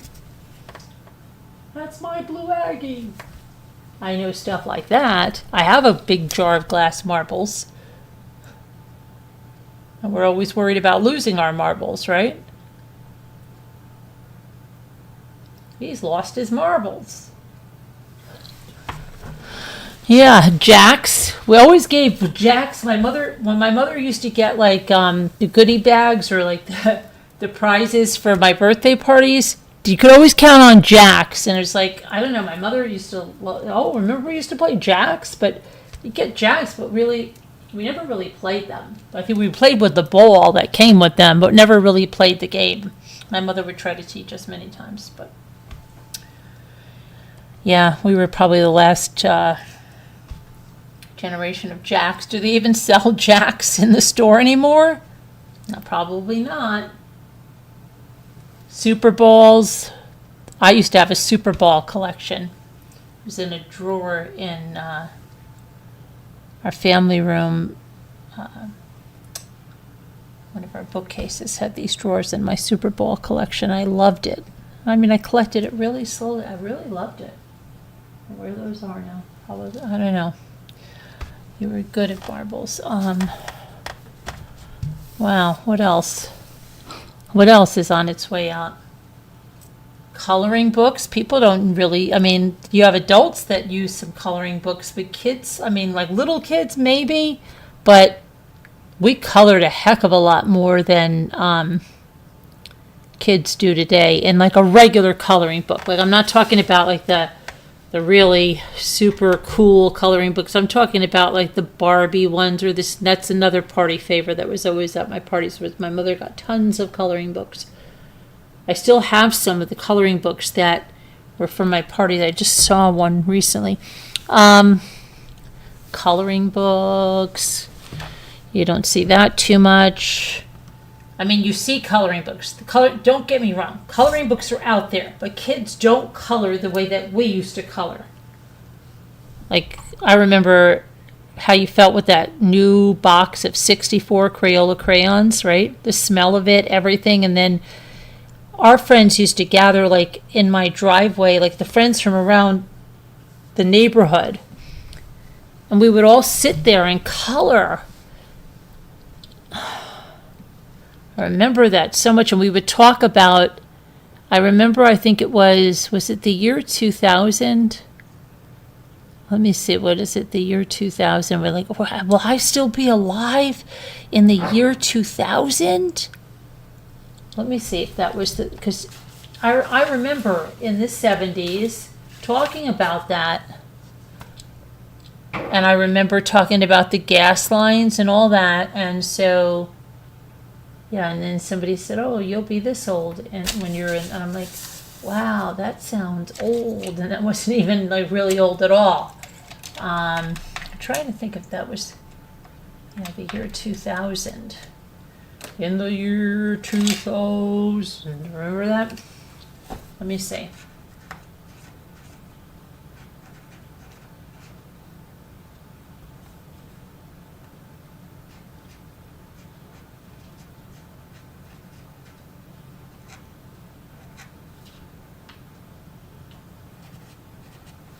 Yeah. In the year.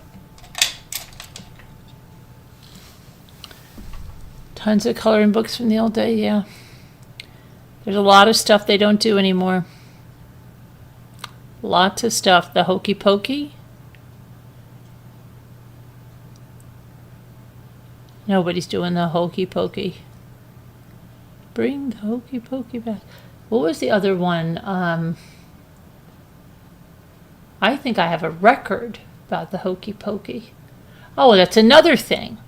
Kids don't listen to those stories on a record where it goes, when you hear the sound, bing, turn the page. Are you ready to begin, children? And I still remember just going in there and turning on the record player, and there was that one with the bottom of the sea. What was that? The sardine can. How I loved that book and record. Oh my gosh. And when you hear the tone, turn the page. Oh boy.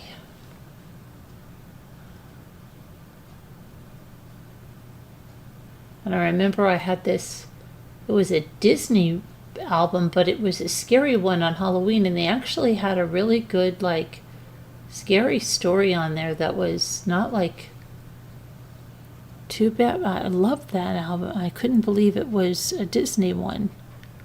I might have that still. The Bunny Hop. The Bunny Hop. And what was that other one? Leapfrog.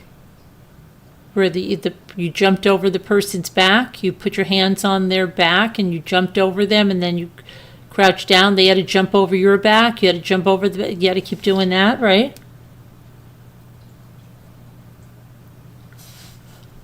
Remember those paper games? You would put them on your fingers. 1, 2, 3, 4. Pick a number. Pick a color. Pick a this thing. We used to do that forever. Cat's cradles. Never knew how to do I always wanted to do the paper doll chain. I think Scooter kept telling me that her husband does that, where they just make the paper dolls and they're all chained together. Or the gum wrapper chain. I think I saw instructions to that finally. I'm sure it's on YouTube somewhere. There's so many things that are not around anymore, that nobody does anymore. Just like how that game, like Kick the Can, nobody played Kick the Can when I was a kid, but if you watch those Twilight Zones, you see that people used to play Kick the Can, and that they're going to say the same thing about all of our stuff, right? Chinese jump ropes, that was another thing you'd find in your party favor bag all the time. Chinese jump ropes, right? You'd always find things like, you're like, what the heck is this? And you just use it for something else. Makes a great elastic. I don't know. Life is weird. Life is short. Oh, lawn darts. You bet, lawn darts, right? Who would imagine that anybody survived? But see, I don't think I don't think we ever had lawn darts. But our darts were real, remember? When you played a game of darts, even as a little kid, your darts were real. They were sharp. They weren't suction cups. They were real darts.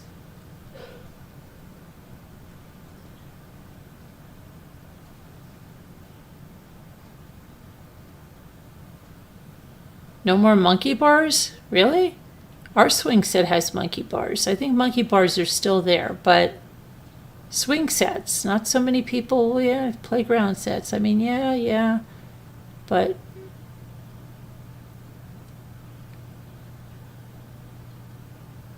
I don't know. Tetherball?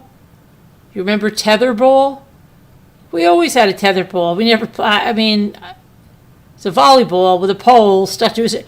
Come on, we never played it like that. My mother would get a lot of, we had this one thing that I loved.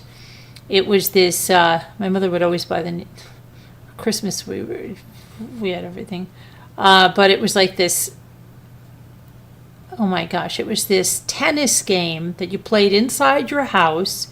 And it was a big board, like a ping pong table, but it was not laid out, it was vertical. And you would take the ball, it was on a string. Did anybody have this as a kid?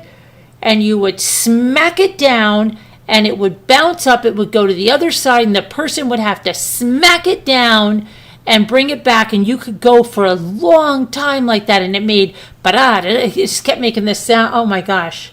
We had it, I remember getting it for Christmas, and we had it in the dining room for a while. And then I don't know where, it must have went into the basement or something, I don't remember. That was fun. We played a lot with that. Then I don't remember, then it was just not there anymore. I don't know where it went. I don't know what happened. Probably went downstairs, I don't know. But I remember playing with that. I remember my sister getting like a glass bottle cutting kit, probably a Remco. I remember we had electric scissors. We had dangerous stuff as kids, sold to us as kids.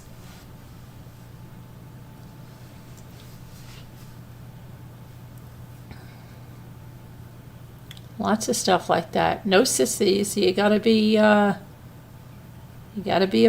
big girls and boys now. Or how about the hippity hops?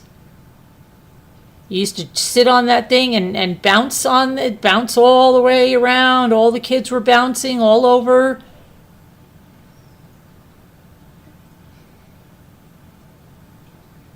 Not happening.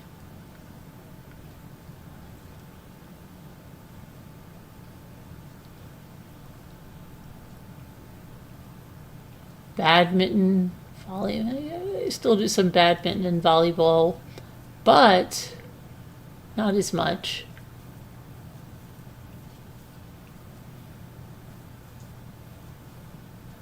Cards. A lot of people don't play cards anymore.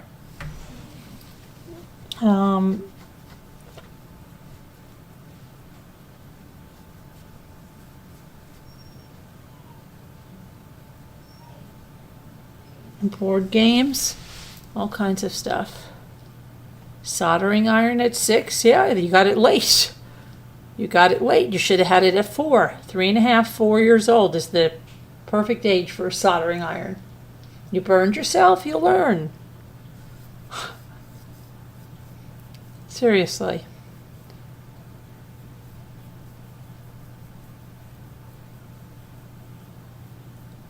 Seriously, yeah. There's so many things that just, it's ridiculous.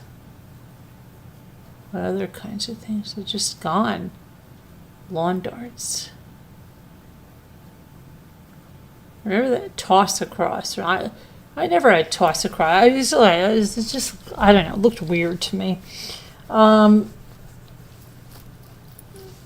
have a mini toss across. Trying to think. I don't know. Metal roller skates with a key. Yeah, right. You just with the ones also. Are you talking about the ones like you strap onto your shoes, and you go outside on the road, and then you hit a hill? Yeah, those are fun. I've got a brand new pair of roller skates, and I've got a brand new key. Yep. So many things, so many things. Shrinky dinks. Shrinky dinks.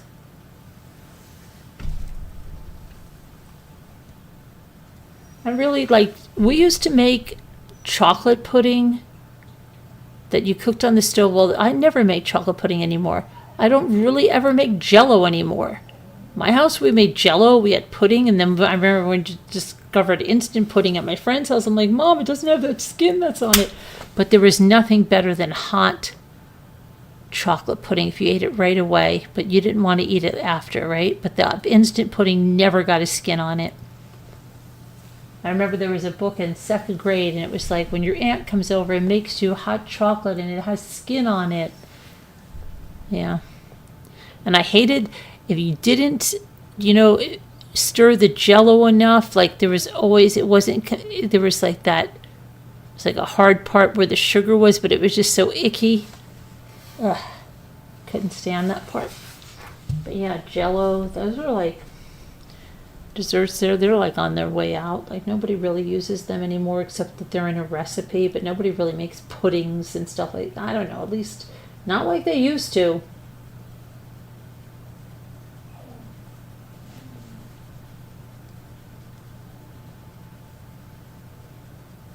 Or snacking cake when too much cake, and when a big cake is too much, make a snacking cake. And it came in that little pan, remember? It was a cardboard pan, and you'd cook it in there, and it was about, I don't know, a 5x7 of cake, snacking cake. Anybody remember snacking cake? I don't know that we ever bought that, because a big cake was fine for our house, but I remember the snacking cake. I think we must have had it one time, because I remember that cardboard pan. It was blue, I believe. Got to get a little sleep. Me too. You have 40 jackets. I have a bunch of stuff to do. My dog wants me to take her to bed because Luke took Lulu. Last night I got Lulu.